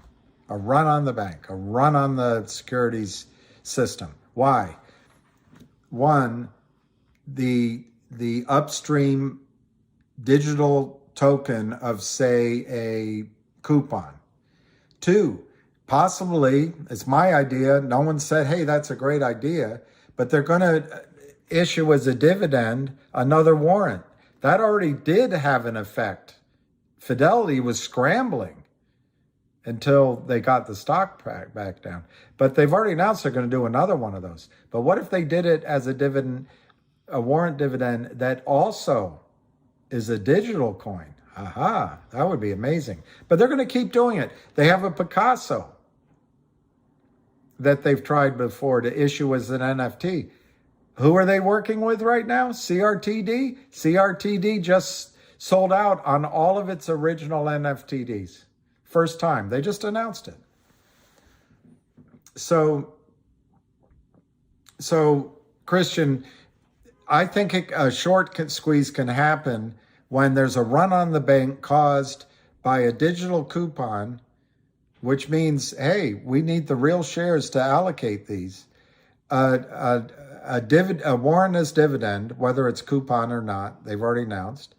I think a merger with 1-800 law firm, which I'm going to guess it. I'll give you a wild ass guess. I'm going to guess Monday, Tuesday, Wednesday next week, we're going to hear about the merger. I am pulling that date out of my thin air. But next week is the last real week of trading. Everyone goes on holiday. Auditors go on holiday. They said they're going to finish up by the end of the year. Upstream's ready to go. The puzzle pieces fit. So anyway, the merger, if the merger got the stock to go back above 9, let's just use that number. Kurt Kramer has sold more shares short. More shares short. More shares that he doesn't own. And his cost basis, his pressure point, maybe he moved it from 45 cents to 65 cents. But he's underwater. If it goes back to 9, instead of being maybe $600 million in the red, his accounts might, and they may all be hidden everywhere, but maybe on the run back up, since he sold another 80 million shares minimum, at least 85 million. I did the count. They're not reporting it anymore. All fraudulent, all need to be covered. Maybe he'll be down $1 billion at $9 a share. But the key is the merger could trigger a margin call. I know you all said, where's the margin call? A margin call triggers a buy-in. And a buy-in, you guys just haven't seen it. When the buyer becomes Kurt Kramer, because the brokerage firms are closing out all of his fraudulent positions, and they start buying 100 million to 250, even 400 million shares, all at the same time. Could it go to 500? Yeah, it could go fat. And the other thing is CRTD has already made it clear that they're going to distribute this OD collection as another company. I ask you to consider, Christian, what if they distribute that as a digital share on Upstream? And who are the same investors? Who are the same motivators in GTII? What if GTII decides to distribute Bronx Eye Care if they see it works at CRTD? Yes, I think GTII can squeeze. Yes, it's so painful. Yes, we're down 95%. And some people like Yo Fat want to call this as the snapshot in time that defines GTII. Well, it's no more accurate, as it turns out, as the snapshot in time when it was $9 a share. As I said to many of us then, you can't think you're rich until you cash out. But next time it goes to 9, the breaking point might be lower than 9 for the Kramers and the buy-ins. And I would just submit to you that the snapshot in time of a 56 cents price, and therefore it's pump and dumpers. If the SEC gets time and sales and looks at it, the selling didn't come from the people that bought into the stock legitimately. The selling came from fraudulent sellers. So it's an interesting mixture of all these allegations. But my final point, so my point is, Christian, there's nothing more accurate about this point in time, snapshot price of GTII, than maybe the $9, because the shorts were able to get it down. The difference this time, next time it's at $9, I think it's going to go out of control. It has that potential. And the shorts can't do anything about it. And nor will they want to, particularly if you have good news in there. Final thing I want to say, Christian. I think a lot of people, a lot of us, including me, on the way back up, are going to be somewhat reluctant to let it all ride. And perhaps there'll be some taking original money off or taking bits of the money off in the 5, 6, 7, 8, 9 range if it goes back up before a squeeze could happen. And that might limit the height of the squeeze.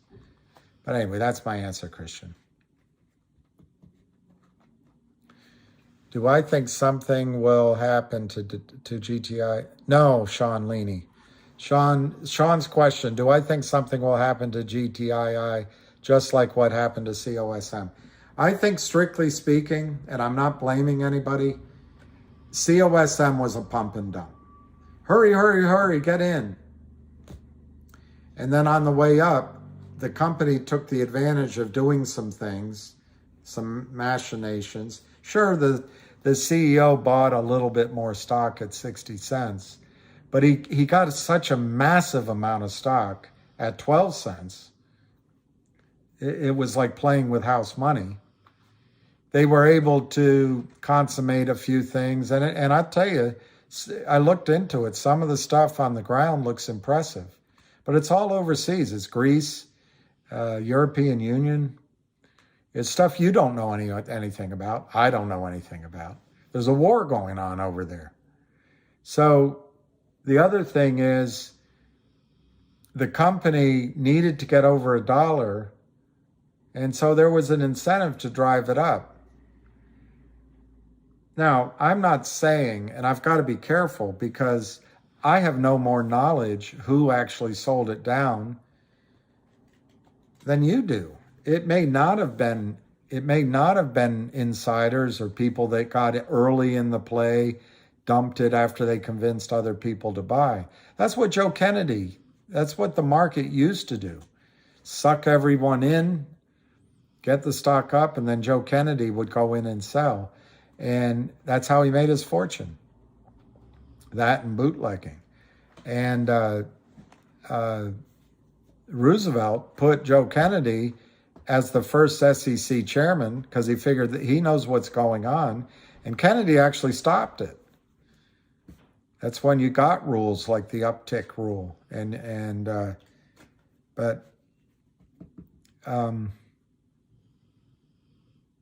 The pattern, I guess that's what I'll say. The pattern in COSM does look like, quote unquote, a pump and dump.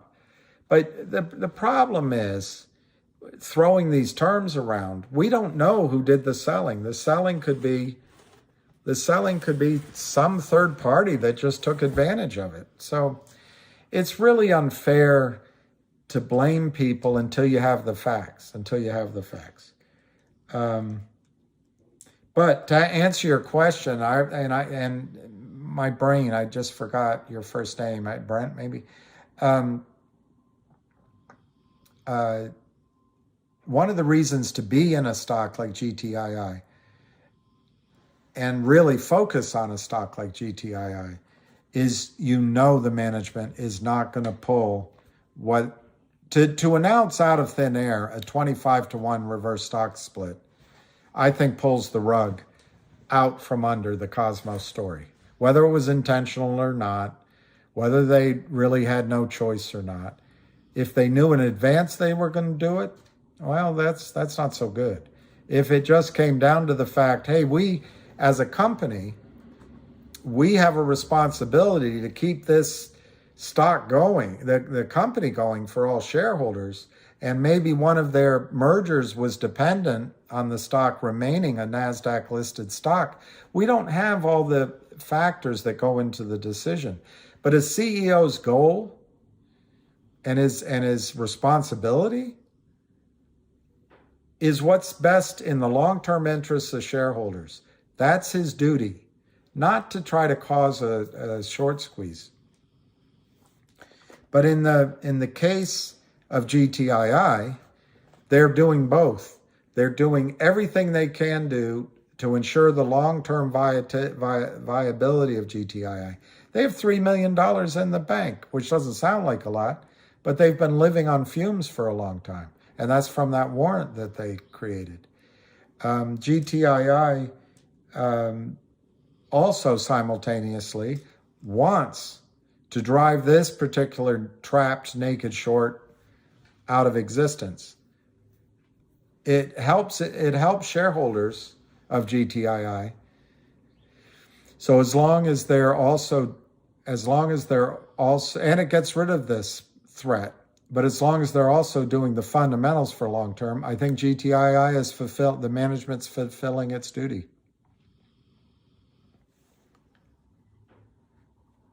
Well, Eric Archer, that's right. NASDAQ, they were running out in January. And so when's the time to do it? While the stock's up, while there's still a potential of new news. That's the time to do it.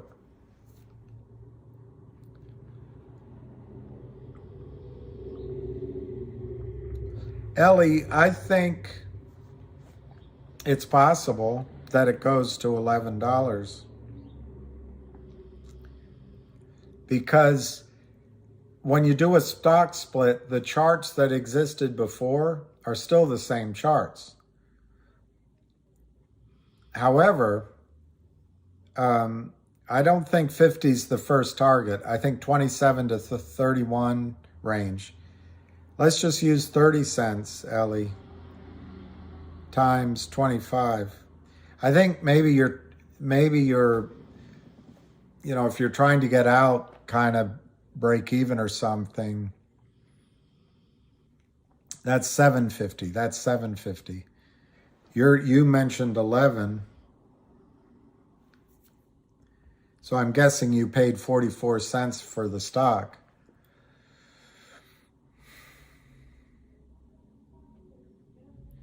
And right now it's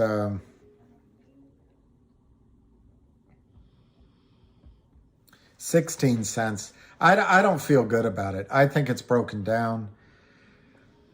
I think it's just as likely on a pre-split basis it goes back to 7 or 8 or 9 cents as that it rallies back up to 44 cents or 50 cents pre-split. If I know it's hard to look at it and I can't give advice, but because I don't know your personal situation, but on the face of it, CRTD is trading at 82 cents. It's up from a low of basically 45 cents in the bear raid.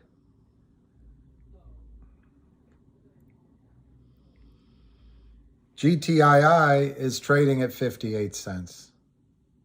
And it's up from a low, I don't know if this was the 52-week low yesterday or anyway, basically around 45 cents. Both had a similar thing. CRTD has happened to announce some pretty good news. We're still waiting on news from GTII. I would at least consider, in your situation, I think Cosmo, you got to...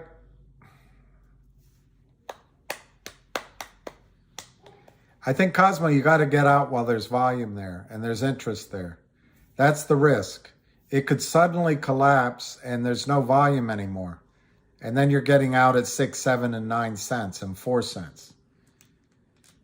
What I don't know is why all of you bought it in terms of what's the news coming? What are the events? I've been told there's all these big, massive, and I just don't know that.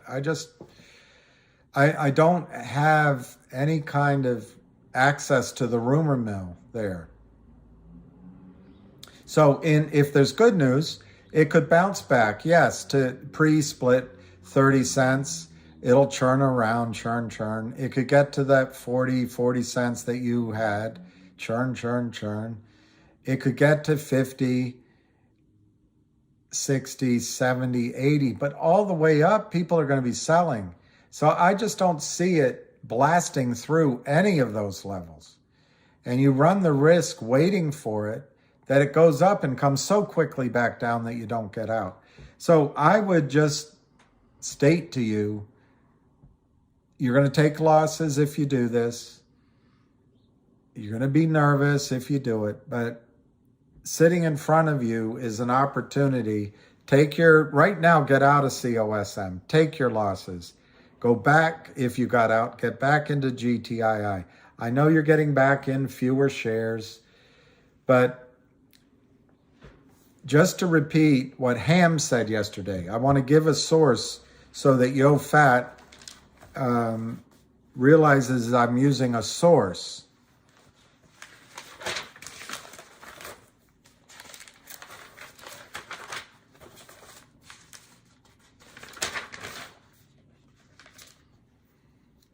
Yesterday, a whale bought 800,000 shares in GTII, by the way. 800,000 shares.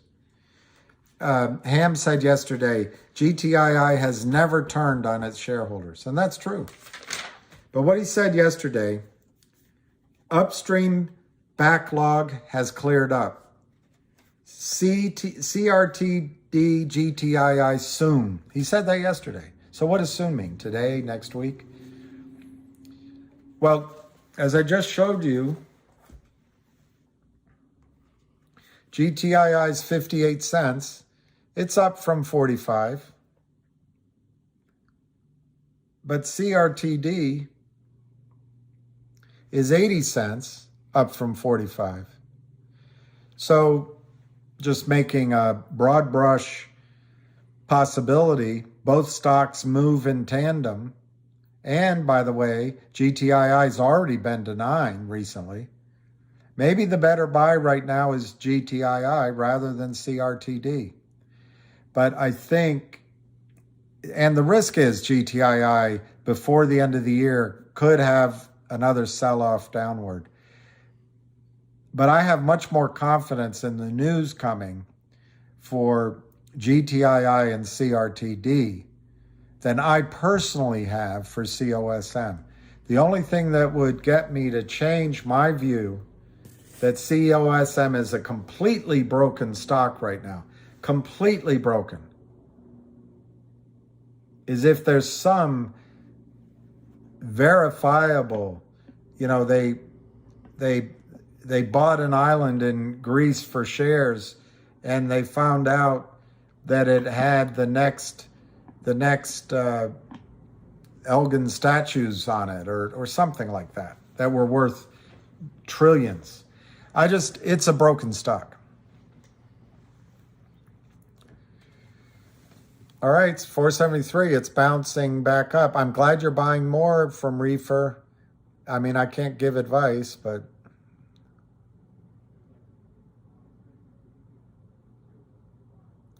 yeah, Lionel Trades, they were vocal about it.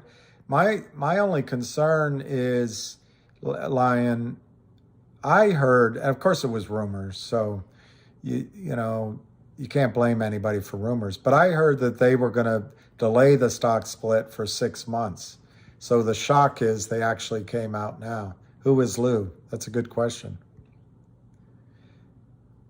You know that 1 out of 6 brokers recommend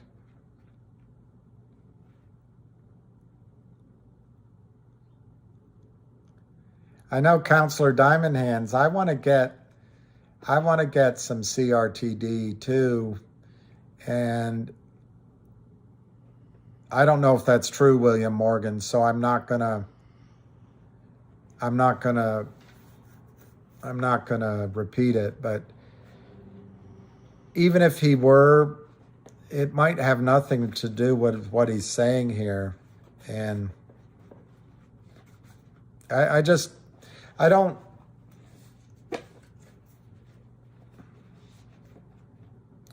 think it's fair to speculate about another human's situation or troubles because we don't know. So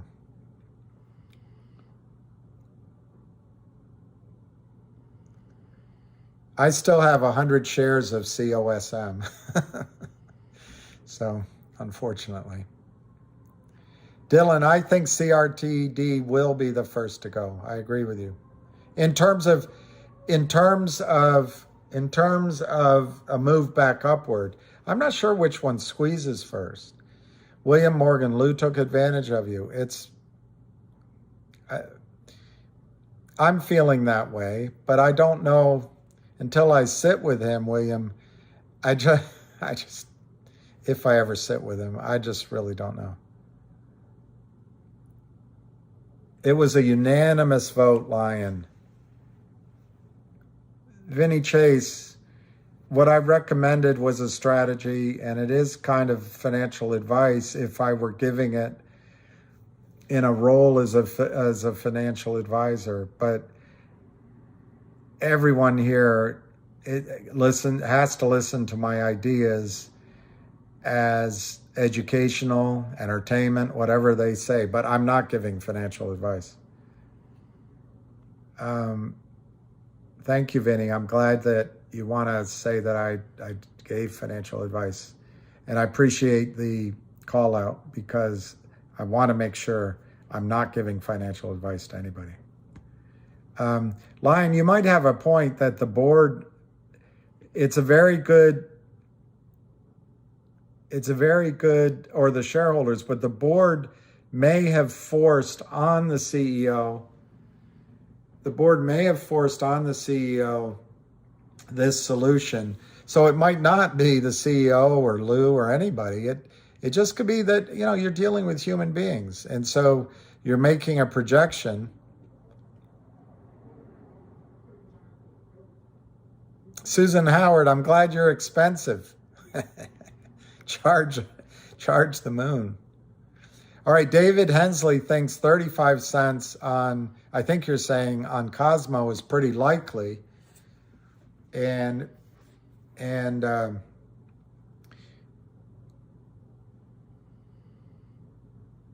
it's $4.94, $5. So if you got to 35 times 25, that would be, you know, 875. That's kind of where it opens. So it's possible. Since when did I stoop to speculation?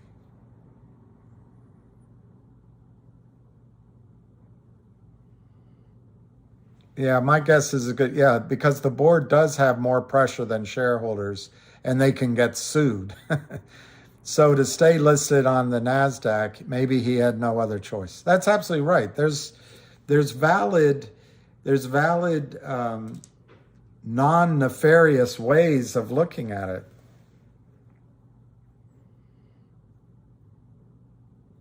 Yeah, I'm better than that, Linares. I don't know. I don't think I'm. If you mean speculating with possibilities, yeah, maybe I've done that, but I'm not. I don't know. I'm not sure exactly what you're saying, because all of over-the-counter stocks are speculation. I mean, that's the space. Nobody has a crystal ball. In terms of what I'm trying to understand might have happened with COSM, yeah, I guess I'm speculating a little bit on what might have been going on. But I really want to make clear, none of us have the information, and we shouldn't judge lest ye be judged. Cosmo over 20 possible. Anything's possible. But if you take $20 and you divide it by 25, that's 80 cents.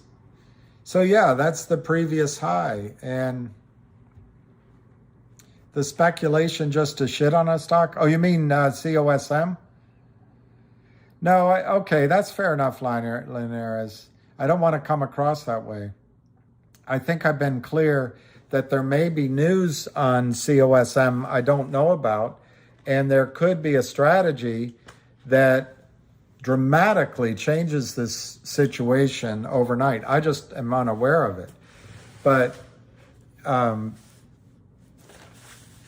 in terms of a technical position based on my experience of trading, the stock's broken. This is devastating what happened today. Devastating. But that doesn't mean, just because it's happened before, there's no guarantee it's going to happen again. And the stock, Lioness, can recover. It can snap back very sharply with buying, with good news that's big. Yeah, it can get back. It can have a relief rally, which then you got a decision. Is it just a dead cat bounce, or is it legitimately going back to where it could have? And this stock was a lot higher.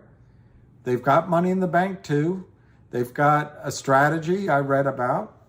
So yeah, Lioness, I'm only talking about the fact that the stock chart and the stock action is broken right now. It can get corrected right away. I don't think so. That's my opinion, but it's just something to factor into your decision whether you hold it, sell it, move somewhere else. You have an advantage of selling it. You can take a loss. You have an opportunity now to go into one or two or both stocks that used to be everyone loved. They're at their lows. So there's an opportunity to maybe make a different decision. But I'm not telling you have to, Lioness. And I'm admitting that I am not conversant on these big upside triggers that could happen to COSM. But could it go back to its previous highs and carry on? Absolutely, absolutely.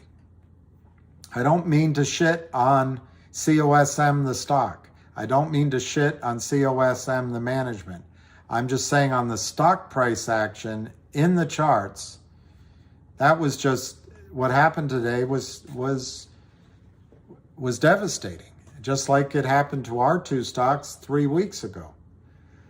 So if you don't acknowledge that kind of carnage, I don't I don't know. Maybe you can ignore it.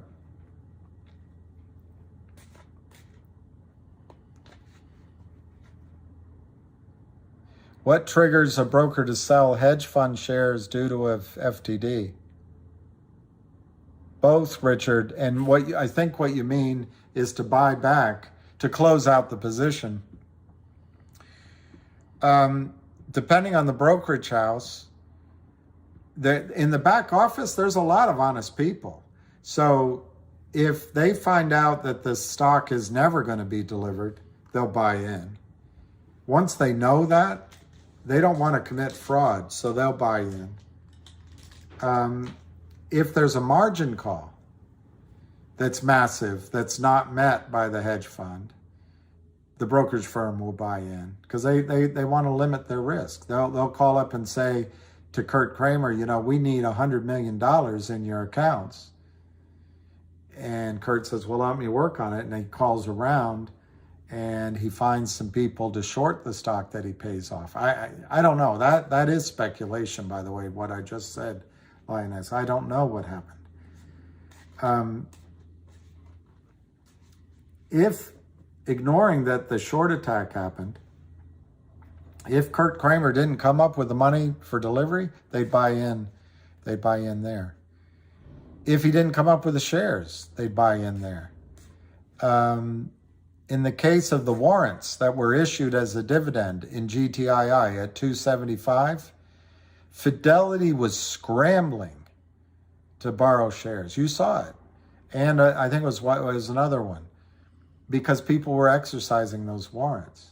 That's the time when there would be a buy-in. So any time it moves from the profit, the revenue generating side of the firm, the salesman side of the firm, to the compliance and operational side, they'll buy in the decision when it goes there.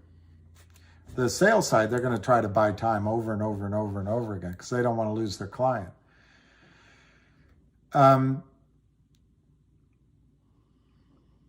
I think that covers it. And then, of course, in the case of MMTLP, as an example, when there's a delivery that they can't honor, they normally would have a buy-in, but FINRA stopped it.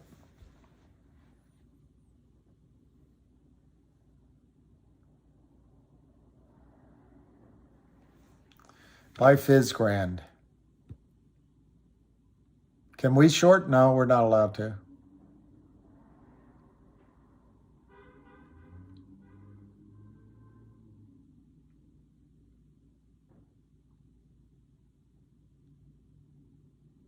Well, Mark, a complaint is excellent, and well, that's it, Linares. It's such a brilliant business plan. Just break the law and sell.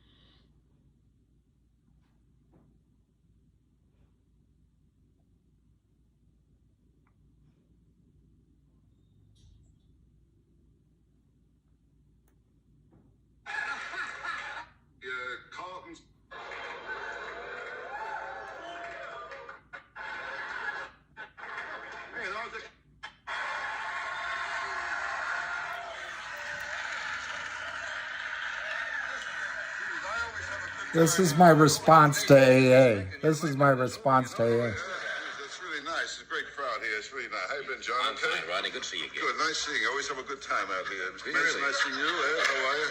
Good. Well, what's new in your life? What's new in my life? I don't know. Nothing new, sir. Just trying to keep busy, that's all. Working around, trying to keep busy. Pardon me. Sure, it's all right. Nothing. Emphysema. Your health is... No, I'll be back in New York, tomorrow night. I'll be at the club, I'll be there Thursday, Friday, and Saturday at the club, working there again, Dangerfields. Then I'll be, I'm going up to New England Way, next Tuesday, yes, New England Way. I'll be in Cohasset. Cohasset? Ever hear that one? Sure. Yeah, that's right outside of Boston there. Pardon me. And I'll be there August.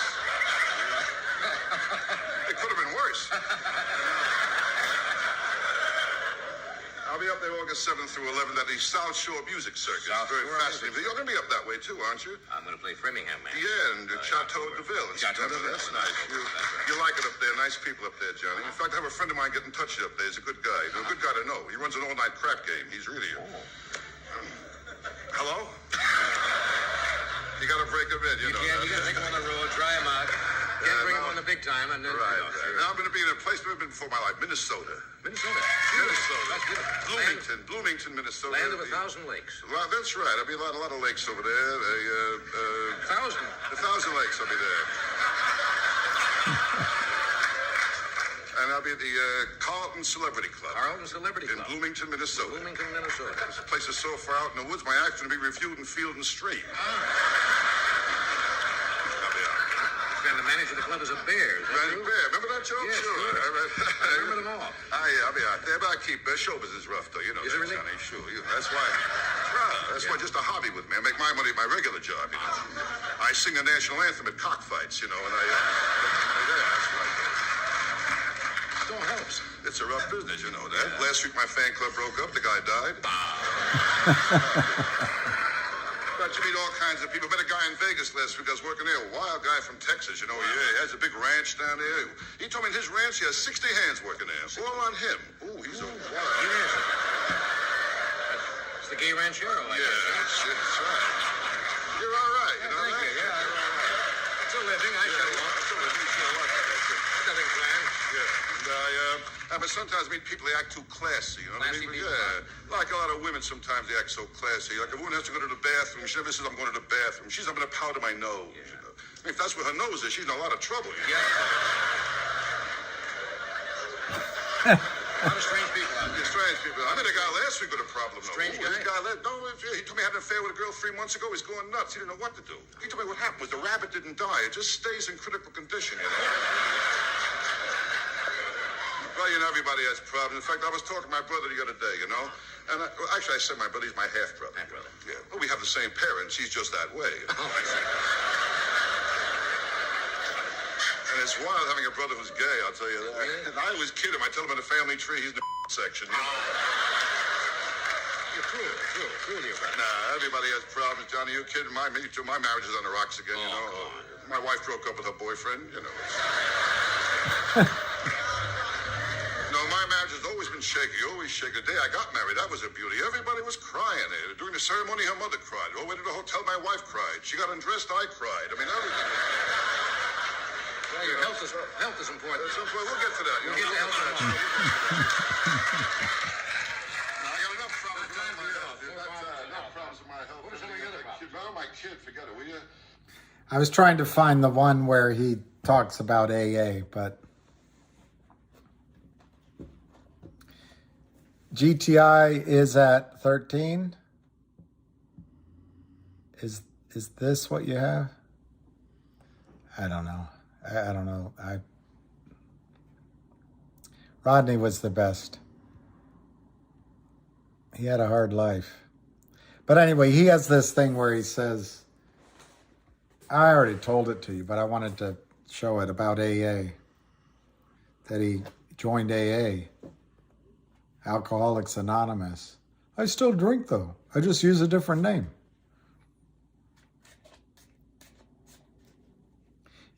Well, Candace, I get no respect. You don't necessarily have to watch, I guess you're talking about COSM or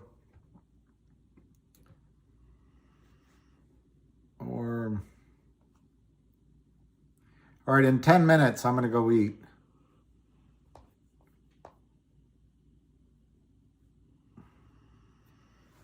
COSM's almost $5, well, now $4.78. You don't have to do anything. You don't have, I don't want to trash it. I don't want to, be negative. You see what happens.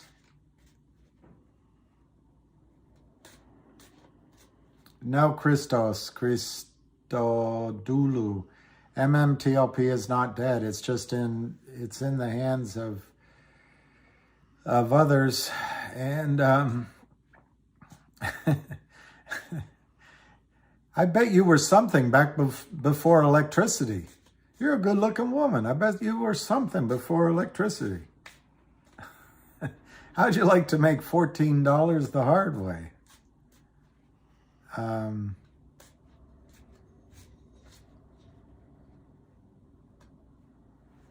That's not, no, that's not true, O'Shea. We can listen to others and GTII, but on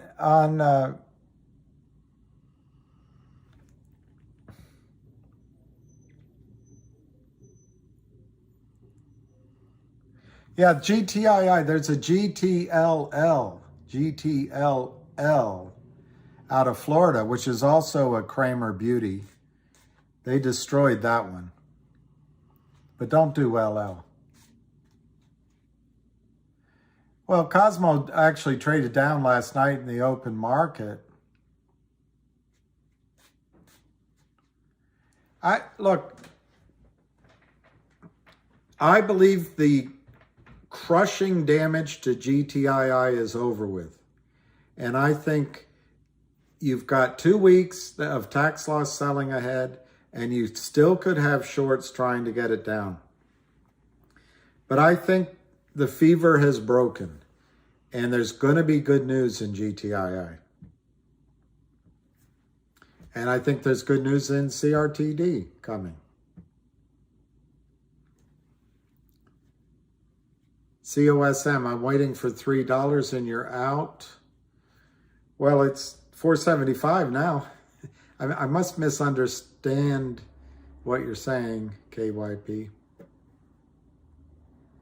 I agree, Lion. We shouldn't divert ourselves, although, in fairness to Lou and others, maybe they saw it coming, but trying to sidestep that would have been good. But, you know, I find that when you start trading and moving around, you never get it perfectly done. You just never get it perfectly done. Charlie Mack, COSM is 470 right now. So if you divide that by 25,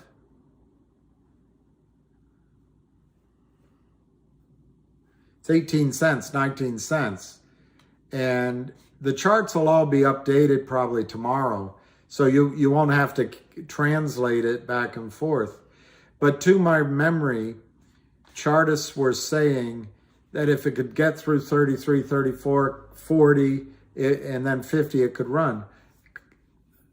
Alternatively, they were saying if it breaks down to 27, it could get down to the 18, 19, 20 range. If it breaks 17 cents, it could get back down into the 7, 9 cent range. Well, it's 1880 right now. After all this, I'll be surprised if GTI or CRTD, much less both, will run. Cam Spencer. I mean, it's a valid point of view. I think the system, if we can call it that, has shown us that they have the power just to crush anything. So I think that's something to bear in mind. And while I will stay with the view that they can squeeze, I think it would really be wrong to not take into account the massive amount of psychological damage, financial damage, outright theft and counterfeiting that's gone on, and to not include in our forward-looking decision-making that FINRA can do whatever it wants to do. So I think you're right, Cam. A healthy dose of skepticism makes sense. I just think the situation is different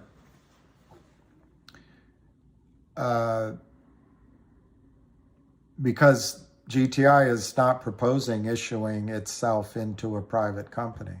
So nothing's wrong with COSM.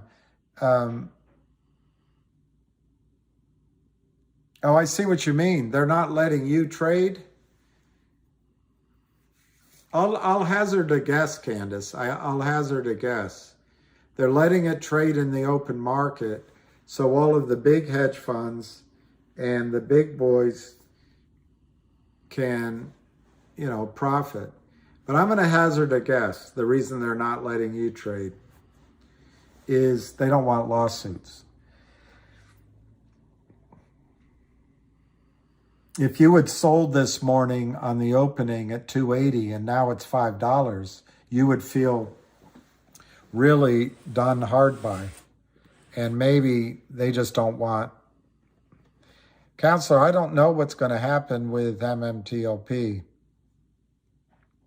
Right now, MMAT, the parent company, announced that it was going to distribute the Series A preferred as 1-for-1 shares for a private company.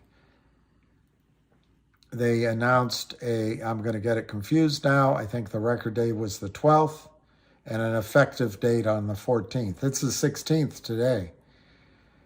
I'm going to get it wrong, but it's the concept. On the 14th, or either yesterday or on the 14th, MMAT announced we have indeed distributed the private shares on a 1-for-1 basis for the shares we know exist, 165,500,000 shares. I believe that distribution is made to the DTC, the Depository Trust Corporation. And so MMAT accomplished what it had promised to do.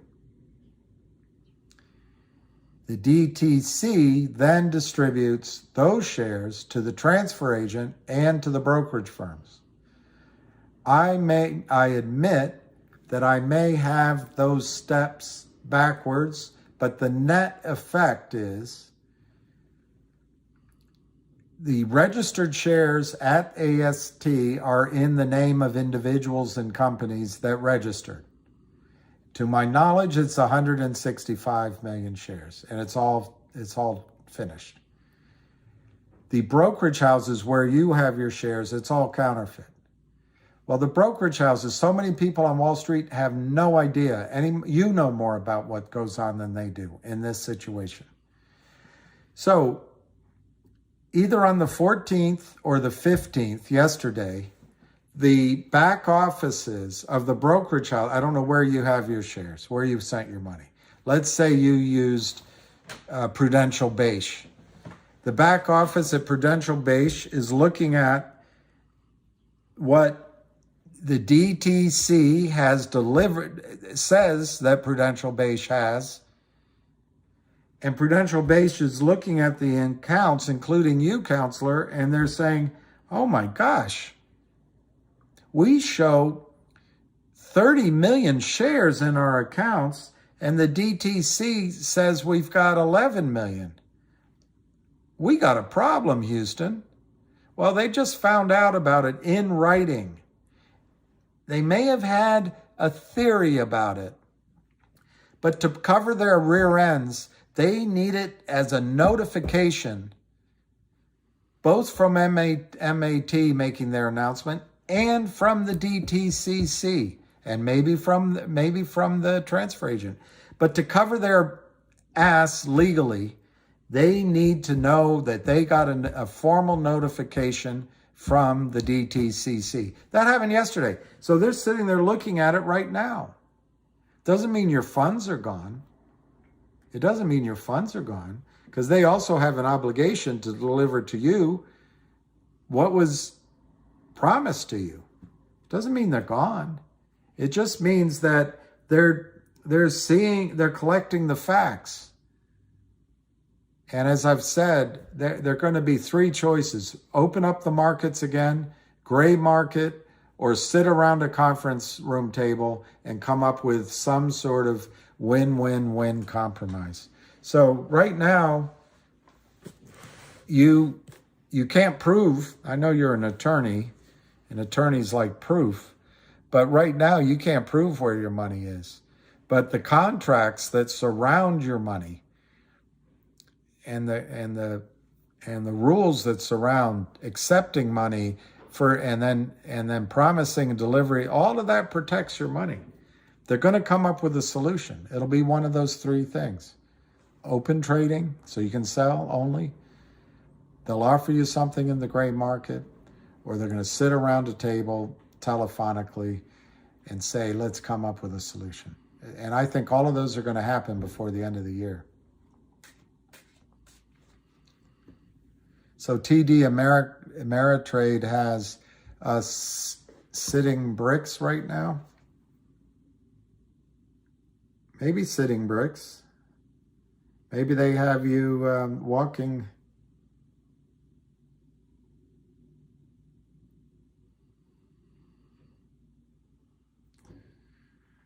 I don't know what you mean. Look, your choice is you can just choose to believe that the system's just stolen your money like a thief down on 7th Avenue. You can choose that. So if you want to worry about it, worry about it. But there's a record of every trade on Wall Street. It doesn't disappear. You put up your money. There's a failed to deliver that Wall Street has to deliver to you. And there was a promise of a distribution. You can shit bricks. You can be shitting bricks all weekend. Or you can decide, you know what? It makes sense to me. No firm is going to take action until they know this could go to lawsuits. So they're going to follow procedure exactly. And they're going to wait till the DTC notifies them how many shares they have. Then they're going to reconcile their accounts. Then they're going to pick up the phone and call the other side of the trades and say, hey, where's the delivery? That takes time. Maybe a day, maybe 2, maybe 3. Where's delivery? There's no market right now in the stock. So FINRA has a choice, and they'll get pressure from the brokerage firms. Open up the market so we can buy back in. We want to close these transactions. But you can choose to believe that the best thing to do is shit bricks over the weekend. That's your choice. But the back offices have to buy in that stock. They'll call FINRA, and they'll say, turn the machines back on. And FINRA may or may not say, you know what? Under Rule 27B 368, my attorneys say we have a 2933 problem. Okay. So that option might not happen. So then your back office is going to say, we're going to try to buy back shares in the gray market. But depending on the protocol set up or what FINRA decides, that may or may not be feasible. So you can shit bricks all weekend over that. You can just be shitting bricks. TD Ameritrade has you shitting bricks. Or they're gonna all realize the magnitude and realize there's another solution. But if you can see the common theme in all those three solutions, the common theme is they have to honor the trade they made with you. And there's a record everywhere. There's eyesights everywhere. This isn't voting machines in Maricopa County. This is Wall Street. And yes, there's fraud everywhere, but the systems track every single trade. So it's up to you if you want to be shitting bricks all weekend over your account at TD Ameritrade, please do. But I suggest you realize that it's entirely within credible parameters. The last day of buying was last Thursday. FINRA broke the rules by stopping trading. The record date was Monday. The effective date was, at least initially, Wednesday. Yesterday, or maybe Wednesday, but I think it was yesterday, MMAT said, okay, we distribute it. Yesterday. So I think it's completely within a reasonable time frame that TD Ameritrade is studying the information they have. And now they're calling FINRA. They might be calling the short sellers. They might be asking for delivery. It's happening throughout the system. But like I say, you can spend the weekend shitting bricks over your account at TD Ameritrade, or just let the system work this process through. And I don't see anything yet that shows me that the system is hell-bent on stealing your money from you. In fact, I think the system is, because there's so many lawyers in the world, I think the system is following a very orderly process to make sure that if there's lawsuits in the future, that their asses are covered along the way and that they followed proper procedure. It's only been a week since FINRA, I think, in my judgment, made a decision that wasn't appropriate. But it might have been, because the problem is so big. So I really think it's in each of our control. We can be shitting bricks all weekend because of TD Ameritrade.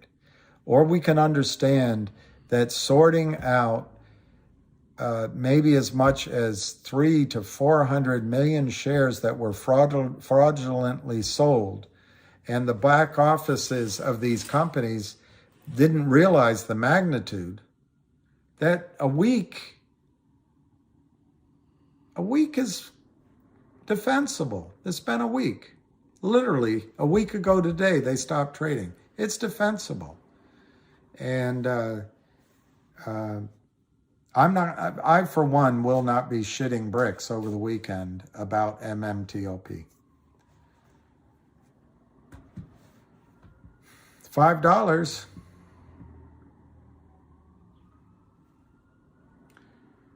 So that's a pretty good move. I see 485, but 485 divided by 25, that's 19 cents. That's 19 cents. So I think it's a normal bounce back as the stock goes down. The question now is, can it break through what has now become resistance at 19 cents, or does it fall back down? I just don't know.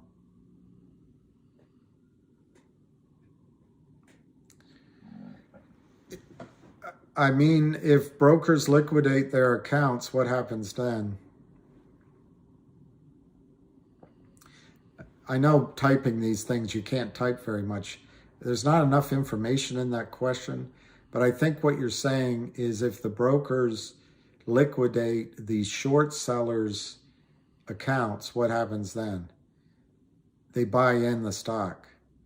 And obviously right now, and what we were counting on happening, they cannot right now buy the stock in the open market. FINRA stopped trading. So there's no avenue to go out and get price discovery in a panicked market where everybody's buying and few are selling. So that avenue is not there right now. But, and the firms could say, we can't do anything with this right now, but we're going to buy you in because it's not trading. But in some cases, the firms can call some of their clients and say, you know, you were long this stock. We'd like to buy the stock from you. You know, the hedge funds short 7.5 million shares, and the brokerage firm has an account, you know, let's call it, you know, the California Teachers Fund. Call them up. Hey, you've got 15 million shares here as well. We'd like to just buy that from you in a private transaction. We're willing to pay you $25 a share. And the pension fund says, you know what, we'll take it. That could happen. And that would liquidate the shorts account. But in all scenarios, if they're going to liquidate the shorts accounts, they're going to have to buy in the shares in some manner. And I think I hesitate to speculate anymore because there's so many moving parts, but I think you can still get $500 a share in two of the scenarios that they have. The avenues forward open the market trading or gray market, you might get 500, 1,000, or 1,500. If they negotiate a settlement, I'm afraid that you're going to have to go along with that negotiated settlement, because all they're going to need is what the bylaws say. Is it 50% plus one share? Is it 60%? Is it 2/3? Is it 3/4 approval? It's in the bylaws. I haven't looked it up. But they have big shareholders who are negotiating. And I assume if they come to a negotiated settlement, they're going to be really close to that majority. So then all your choice is going to be to accept it or opt out. And I don't know what you would get in an opt out. Maybe $3 a share, maybe, I don't know.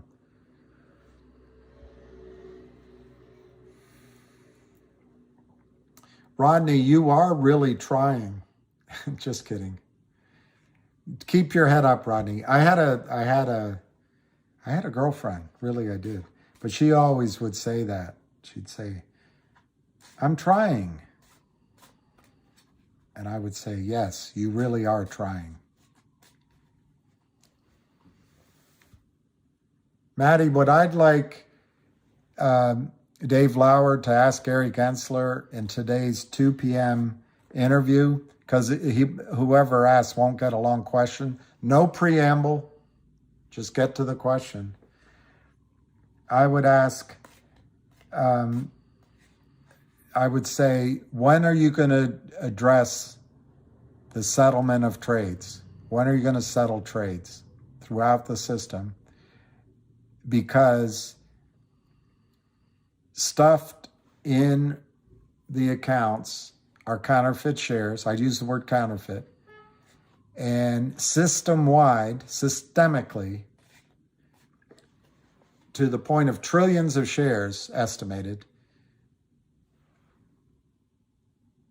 using Reg Show exemption, market maker exemption, fraudulent sellers are stuffing into the accounts of the American pension funds and working class accounts counterfeit shares. When are you going to address settlement? When are you going to fix it? Even if it means you have to close the markets to do it.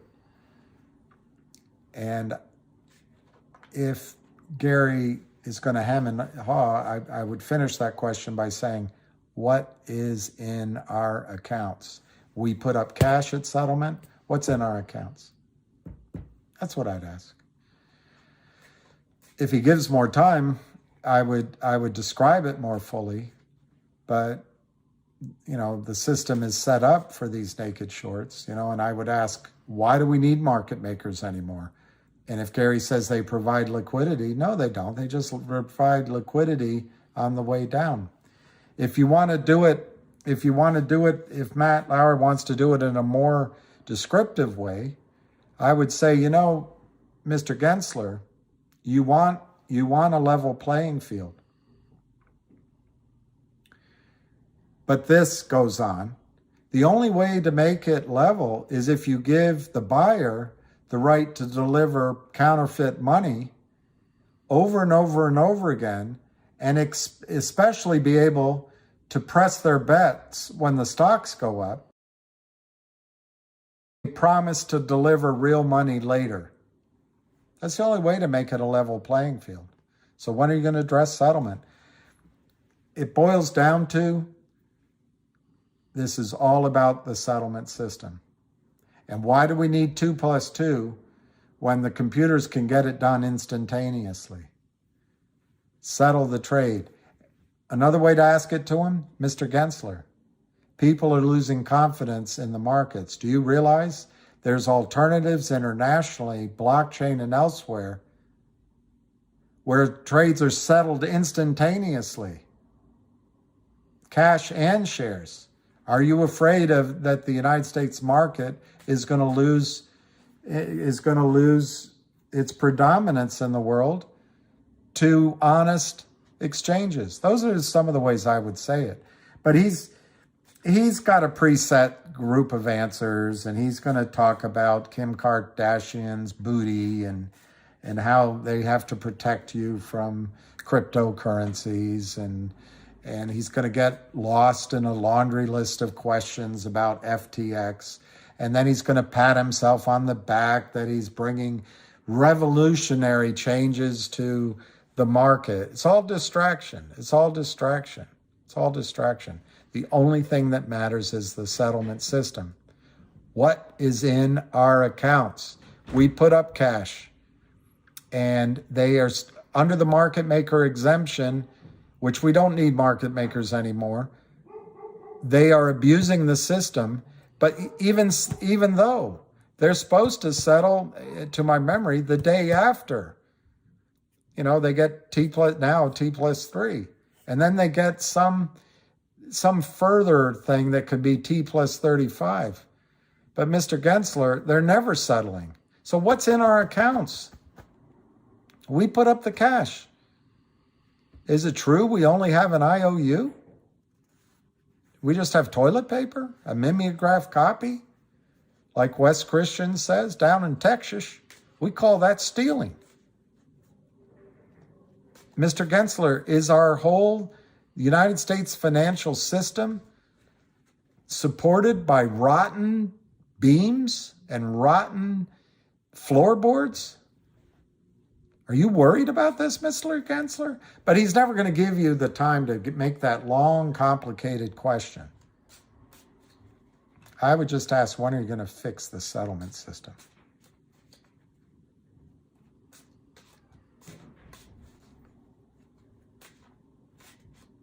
Kendall Price, I think you're going to get money from MMTLP if that's what you're talking about.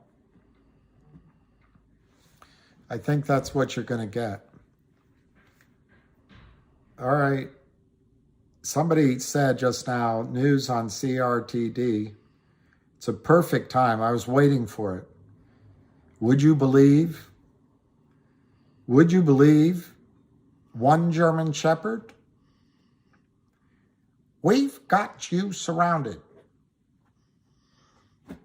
Would you believe one German Shepherd? All right, CRTD just announced, and I knew it was coming today, or I had a good indication. I didn't know, I never saw it or anything. CRT announces intention to spin off the OG collection into Upstream. Boom, boom, boom, boom, boom. Followed quickly by filing for its initial listing on Upstream, blockchain, securities exchange. Boom, boom, boom, boom. Game, set, match. Game, set, match. Cosmo's taking off. All right.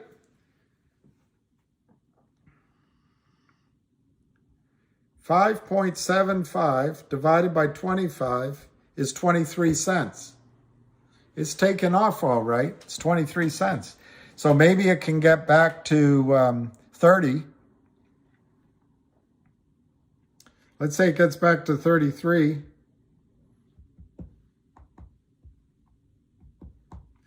It'll go to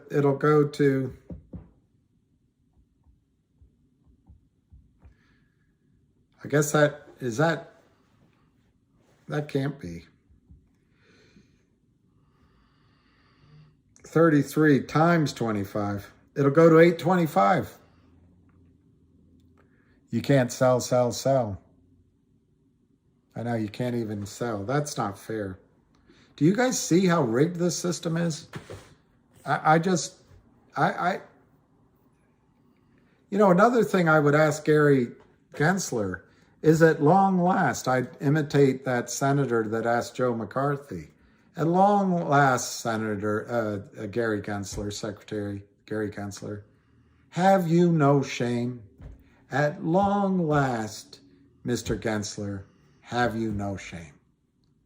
You talk about a level playing field. There's nothing level about it at all.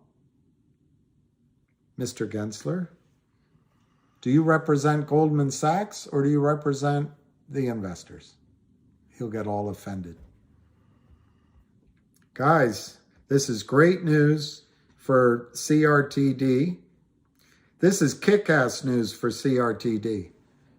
And it's bloody great news for GTII.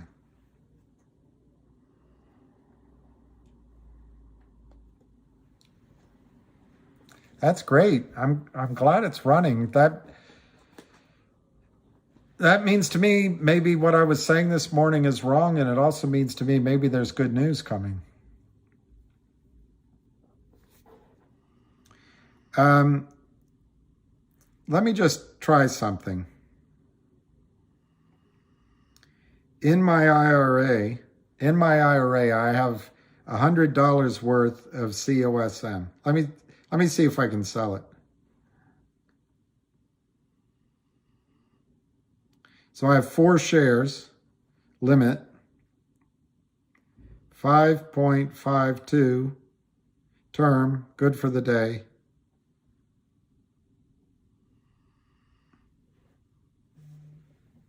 I sold my shares. I just sold them. I sold 4 shares of COSM at $5.58 just now. So I don't know. It must be your brokerage firm. E-Trade lets you sell.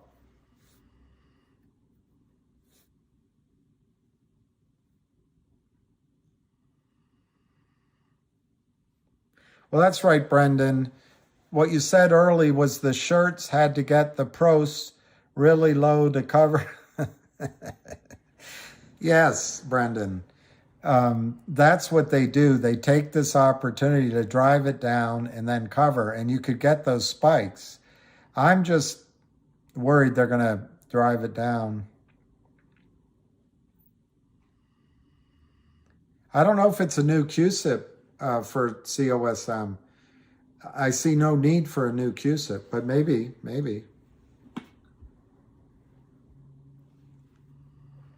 I sold my 4 shares just now. You just saw me. And I got a grand total. I got my reorg fee reversed.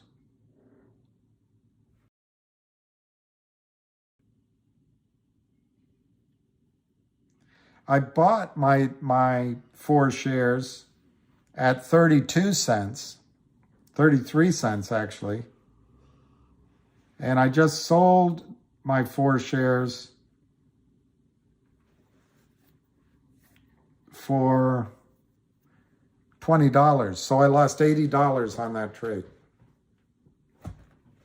Personally, I hope it goes up massively.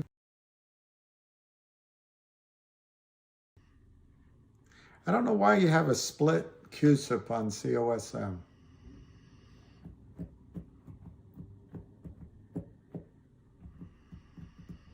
I don't know, but mechanically you wouldn't, maybe they have the original QSIP just to represent the 19-cent shares, the 20-cent shares, and they started the new QSIP to represent the 1 share you're getting for 25 shares of the old one. But however they do it mechanically, you do not, it doesn't, you sold short unless you had your shares sent to your broker by DTCC. It is a new QSIP. Okay, it is a new QSIP. Anyway, those are all the mechanical things. It just doesn't... Oh, and they changed their name. That's why it's a new QSIP. Thank you, Brendan. They changed their name. It is a new QSIP. Is Hamming having a call? I bet he does. I bet he does. And say, I'm going to give it 5 more minutes, and then I'll come on in time to listen to the ham call. We'll listen to the ham call.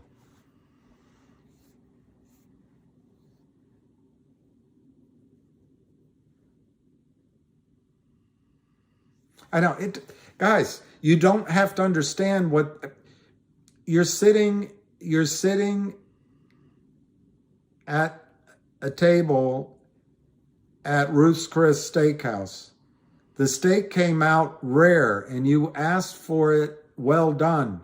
They've sent it back to the kitchen. You don't have to see if the chef just took that, turned it over and gave it back. or he cut a new piece. You don't have to see all that. You don't have to know if they gave it to the, you give it to the chef, he's pissed off, so they gave it to the sous. You don't have to know all that. They're going to bring your steak back to you well done. You don't need to know the mechanics of it.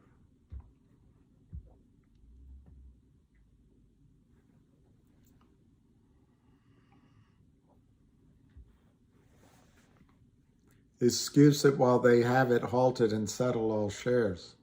What do you mean, Max? Settle all shares? Settle all shares, settle. You mean, I know they do. By the way, Gary, I used to work restaurants, and I remember one chef that would do things like that, and particularly on prime rib, because where I worked, they had great prime rib. If someone said it's too rare, I would bring it back to the chef, and he'd just turn it over and pour gravy on it and send it back out. He wouldn't even take it off the plate. So you didn't do anything. He said, just tell them. They'll believe me. All right. So it's going to be $6. You don't have to be confused by, I don't know which one you're confused on. On COSM, they did you get 1 share for every 25 you had. They changed their name. Just ignore all this QSIP number malarkey. I just traded the stock. So normal brokerage firms allow you to trade the stock. I'm sure Webull and these rest don't.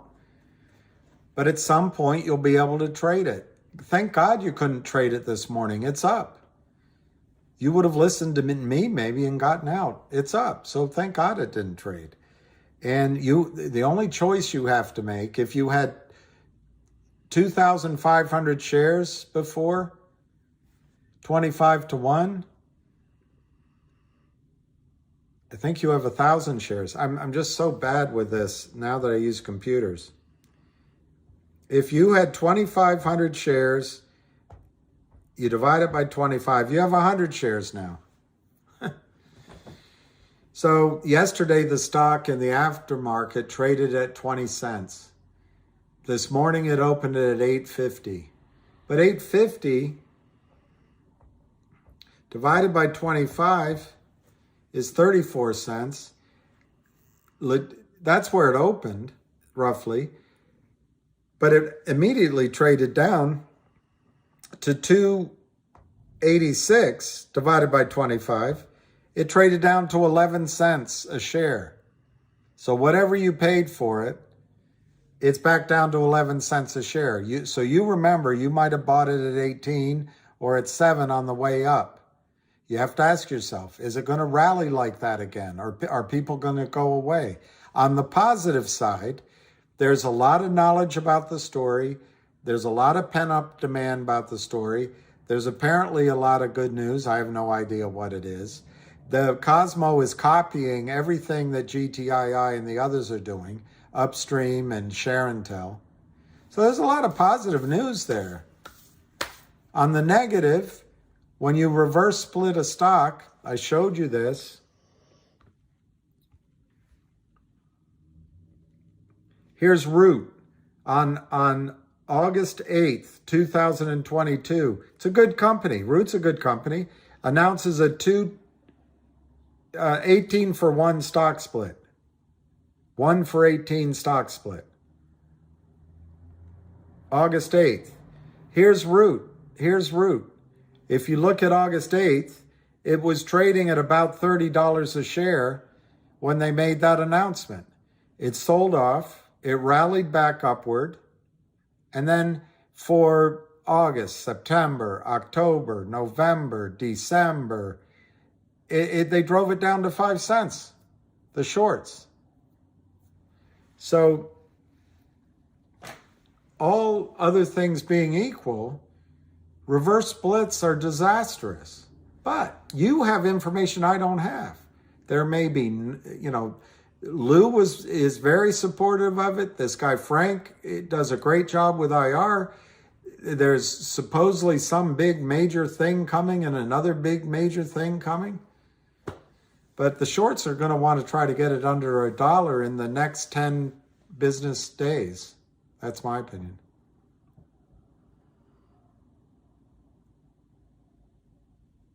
Mine had settled, I think, Steve Mertz, my 4 shares,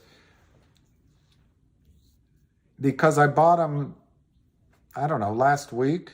So they had settled. But I don't know if I had real shares. And anyway, I don't know. It is depressing. What I sold mine though, Century 77. I don't know what firm you're using. I don't know. Hey, Maddie. Why would 30 stock reverse split? Why would 30 stock reverse split? Okay, it's over 550. I think I got my 4 shares just now, I can tell you. I sold my 4 shares at 558. So I have that going for me.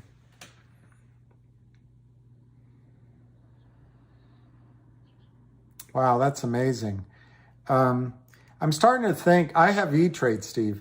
I'm starting to think that the fact that E-Trade is owned by Morgan Stanley might be helping E-Trade do a pretty good job. That's what I'm starting to think.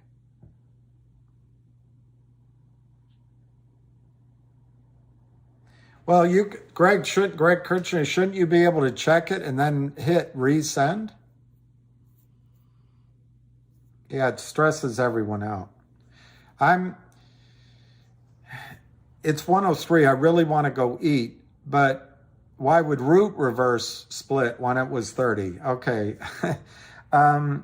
Root was, I don't know what their thinking was, but Ham, I think, had spoken, said, don't do it. But Root had been under pressure, and my quick answer to you is they were doing an IPO, and I think that's why. But that's a, if you gave me a multiple choice test, that's the box I'd check, but I don't really know for sure. But CEOs get enamored of for their pride and to have, a big stock. They don't want to be down with the, with the pedestrians and the plebiscites. They want to be up with the kings and princes and all that. They like the idea of their stock being a much higher price. And when I say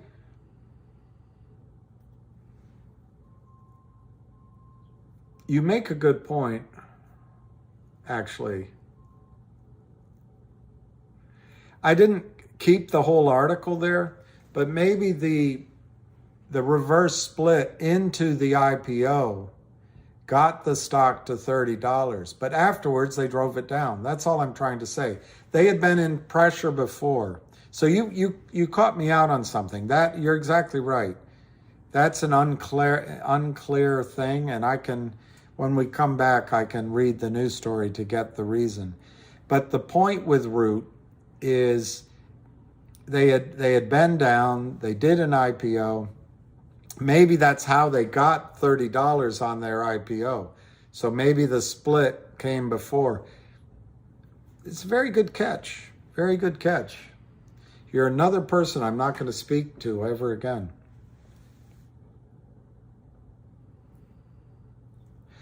Century One, in my case, I originally purchased 4 shares because I had bought stock in my other account, and then this is just my IRA, I had a little bit of cash, and I said, you know what, I'll just put that cash to work. So basically I bought $100 worth, and I turned it very quickly into about $25. Not financial advice, not financial advice.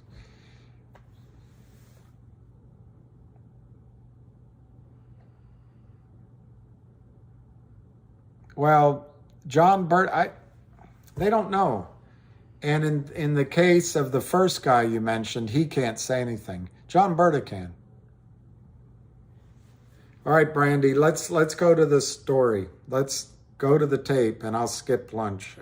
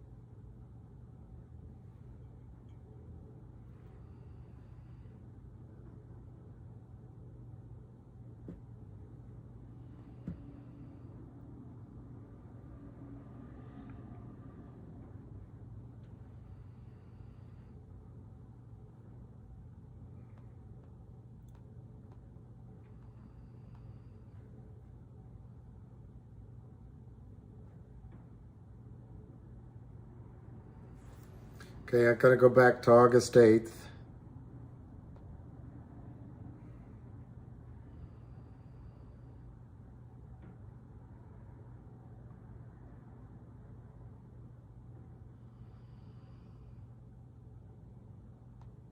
There's a lot of news stories. Got to give credit to them. They keep people informed. Here it is, August 8th. August 8th. Brandy. Root announces 2022 second quarter results, moving forward with reverse stock split at 1-for-18 ratio. Root, the parent company of Root Insurance, today announced results.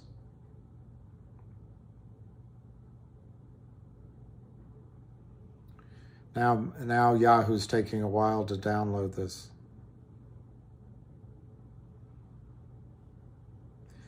So we just have to wait.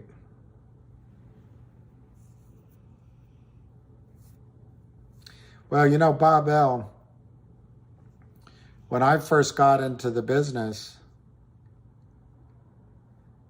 when I first got in the business, people didn't trust the stock market. I think that's going to happen again.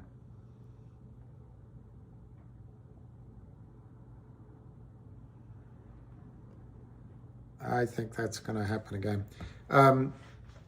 Brandy, for some reason, Yahoo is frozen. Let me just try it again. Or I'll go to OTC Markets.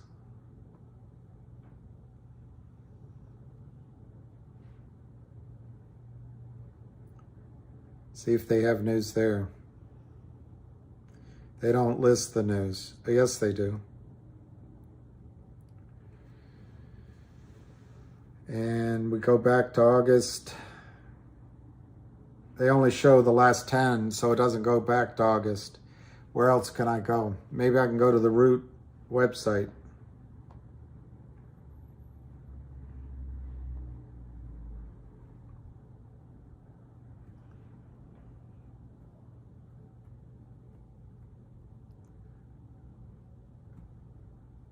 It's car insurance made simple.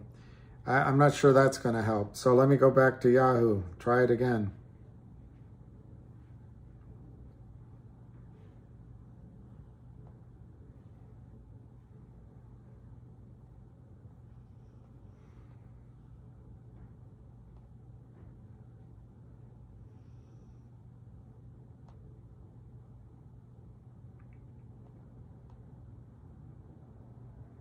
All right, let's see if it comes out now, Brandy.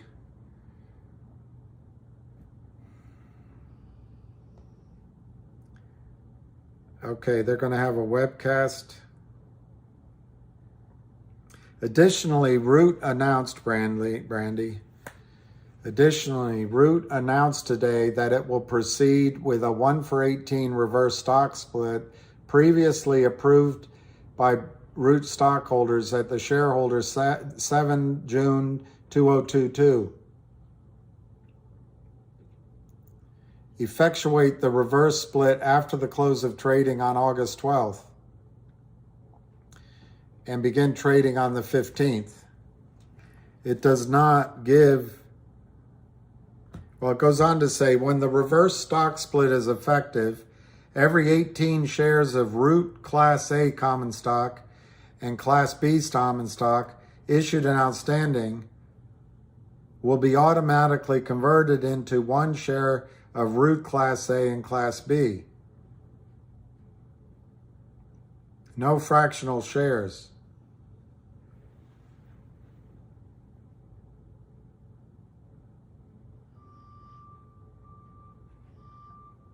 It just doesn't explain the reason why it did it.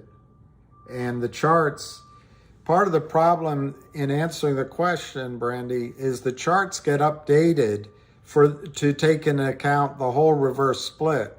So everything before the split looks like it was trading at those prices. It's possible, and what I think probably happened is before the split on that chart, everything was trading at a very low price. And when they did this, I mean, I'll give you the number I think it would have been using, let's use $29 divided by 18. It might have been trading at $1.61 all along that chart. And then they do the reverse split, it goes to 30. Just like today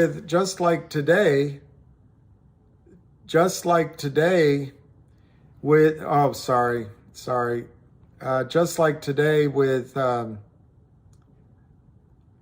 COSM,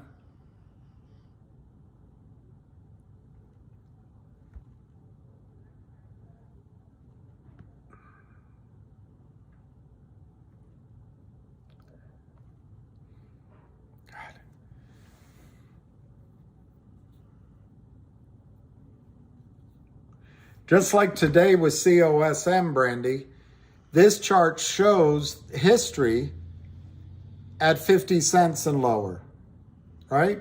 Well, they made the switch. The first trade is at 340. You see it up in the yellow in the right-hand corner. Sometime overnight, they're going to adjust these past share prices to reflect the split.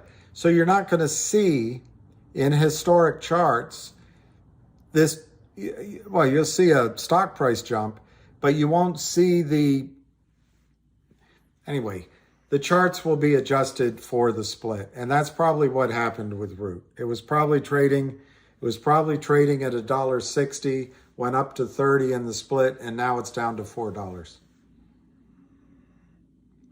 That's what I think. Yeah, that's what I think, Brandy. I don't know.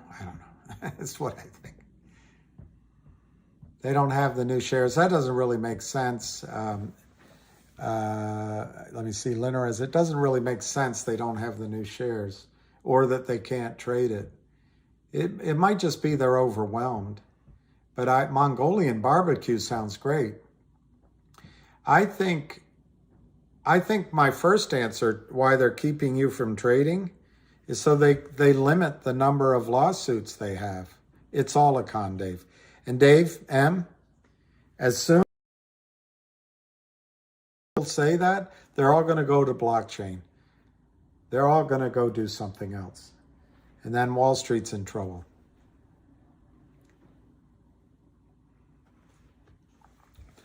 Play Factory. I just spoke to TDA. They said the only trading today is COSM. Our shares not being held prior to the split. Not being held prior to the split. Not being held prior to the split. It's a little bit funny, this feeling inside. All right, I'm gonna go to lunch, but I'm gonna give you some prices. Cosmo, the Wayward Child is almost $6. So I'm glad you didn't sell based on it's $6 exactly, 607. Maybe it rallies back. Maybe there's news. Remember, the chart can be fixed It can be busted with great news. It can be busted with great news. But every instinct I have tells me a reverse split is a good time to get out of it now or over the next few days. But if there's news, CRTD, 76 cents, up 6. GTII, 58 cents, up 1.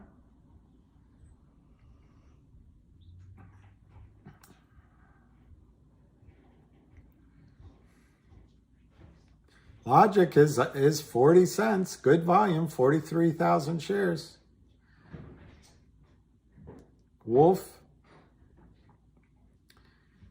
is up 2 cents, 61 cents. Go Logic, not that you're following it, is 220. And MULN is down. It's at 31 cents. And Finger Hut is flat. Options expire today. TA Day said no shares that were held prior to the split can be traded at all yet. Well, I just traded mine. Cosmo is up to $6.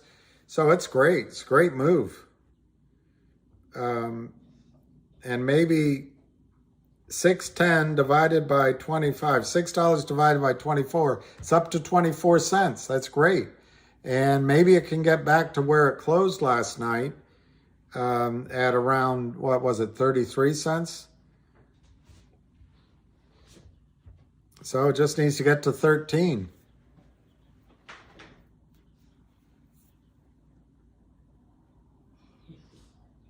Yeah, Dave Smith, I don't know. Wall Street, you're seeing that Wall Street is, Andy, it could be $1,200 for GTII.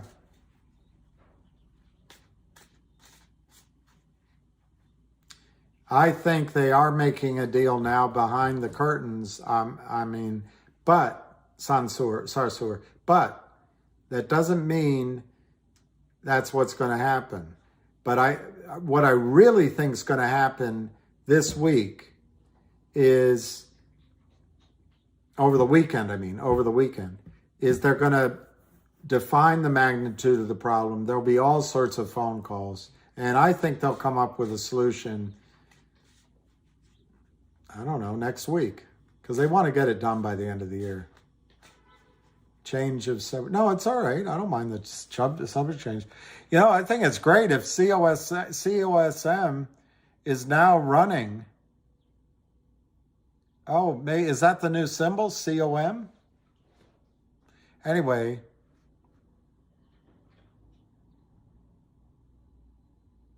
Yeah, I know. $10. A lot of people are going to take a low figure on MMTLP. They're counting on that. They're counting on the fact that you're scared, nervous, where's my money, and you'll take a low price. It's okay, though. It's okay.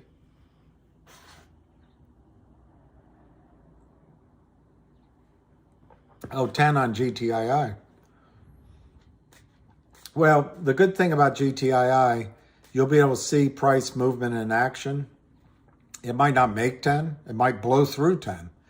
But I think a lot of people, David, will get out in the rally to whatever number. I think that's going to happen. Andy, if it hits 100, my reward is if you make money. Yeah, I'd love 400 a share, 420, great price. Where will MMAT be? I don't quite understand the connection between the two. I think MMAT is an excellent company, but the theory was that you're going to get a squeeze in MMTLP, and then people are going to take that money and put it into MMAT. So I guess I would defer, if you know the answer to how they're going to close out the MMTLP short positions. If they do it in the open market and there's huge amounts of money people make, then I think MMT will go up. Yeah, I like the 10,000 increments, and I like those high numbers. I'm not in Maxar today.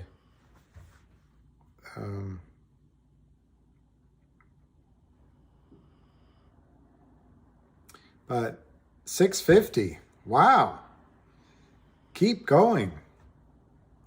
So somebody said they need 27 cents to break even.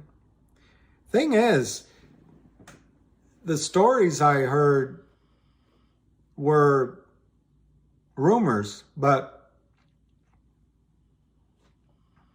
can't remember the specifics other than I think it was a merger and maybe an acquisition, both. But anyway, maybe that could fix it. I agree with that. Well, Dave, I think a lot of people, good for you, Linares. I think you're going to be happy with that.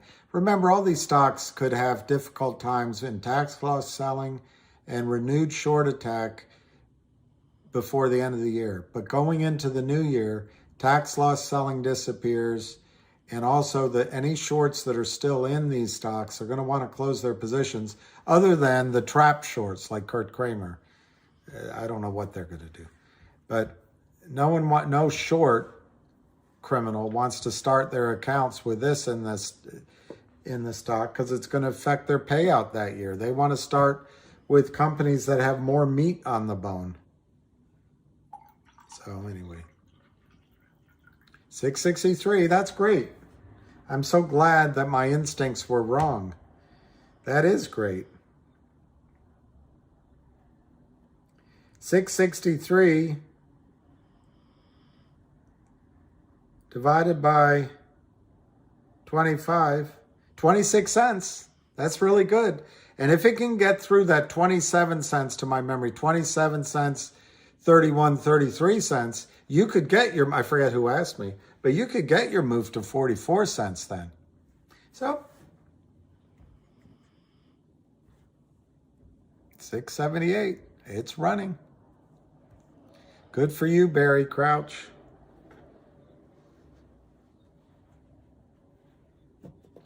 KYP.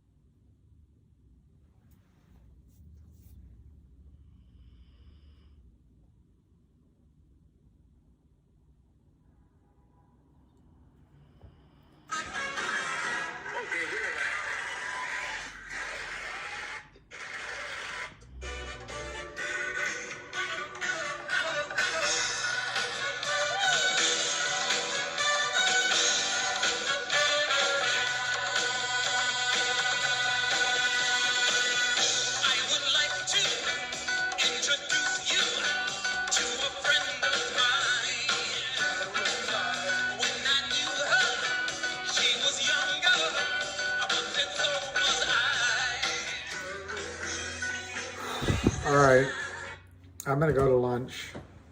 That's Kid Creole and the Coconuts, who I saw play here. All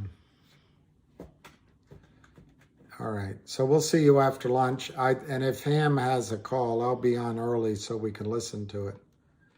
You do have that same one right here? This one right here?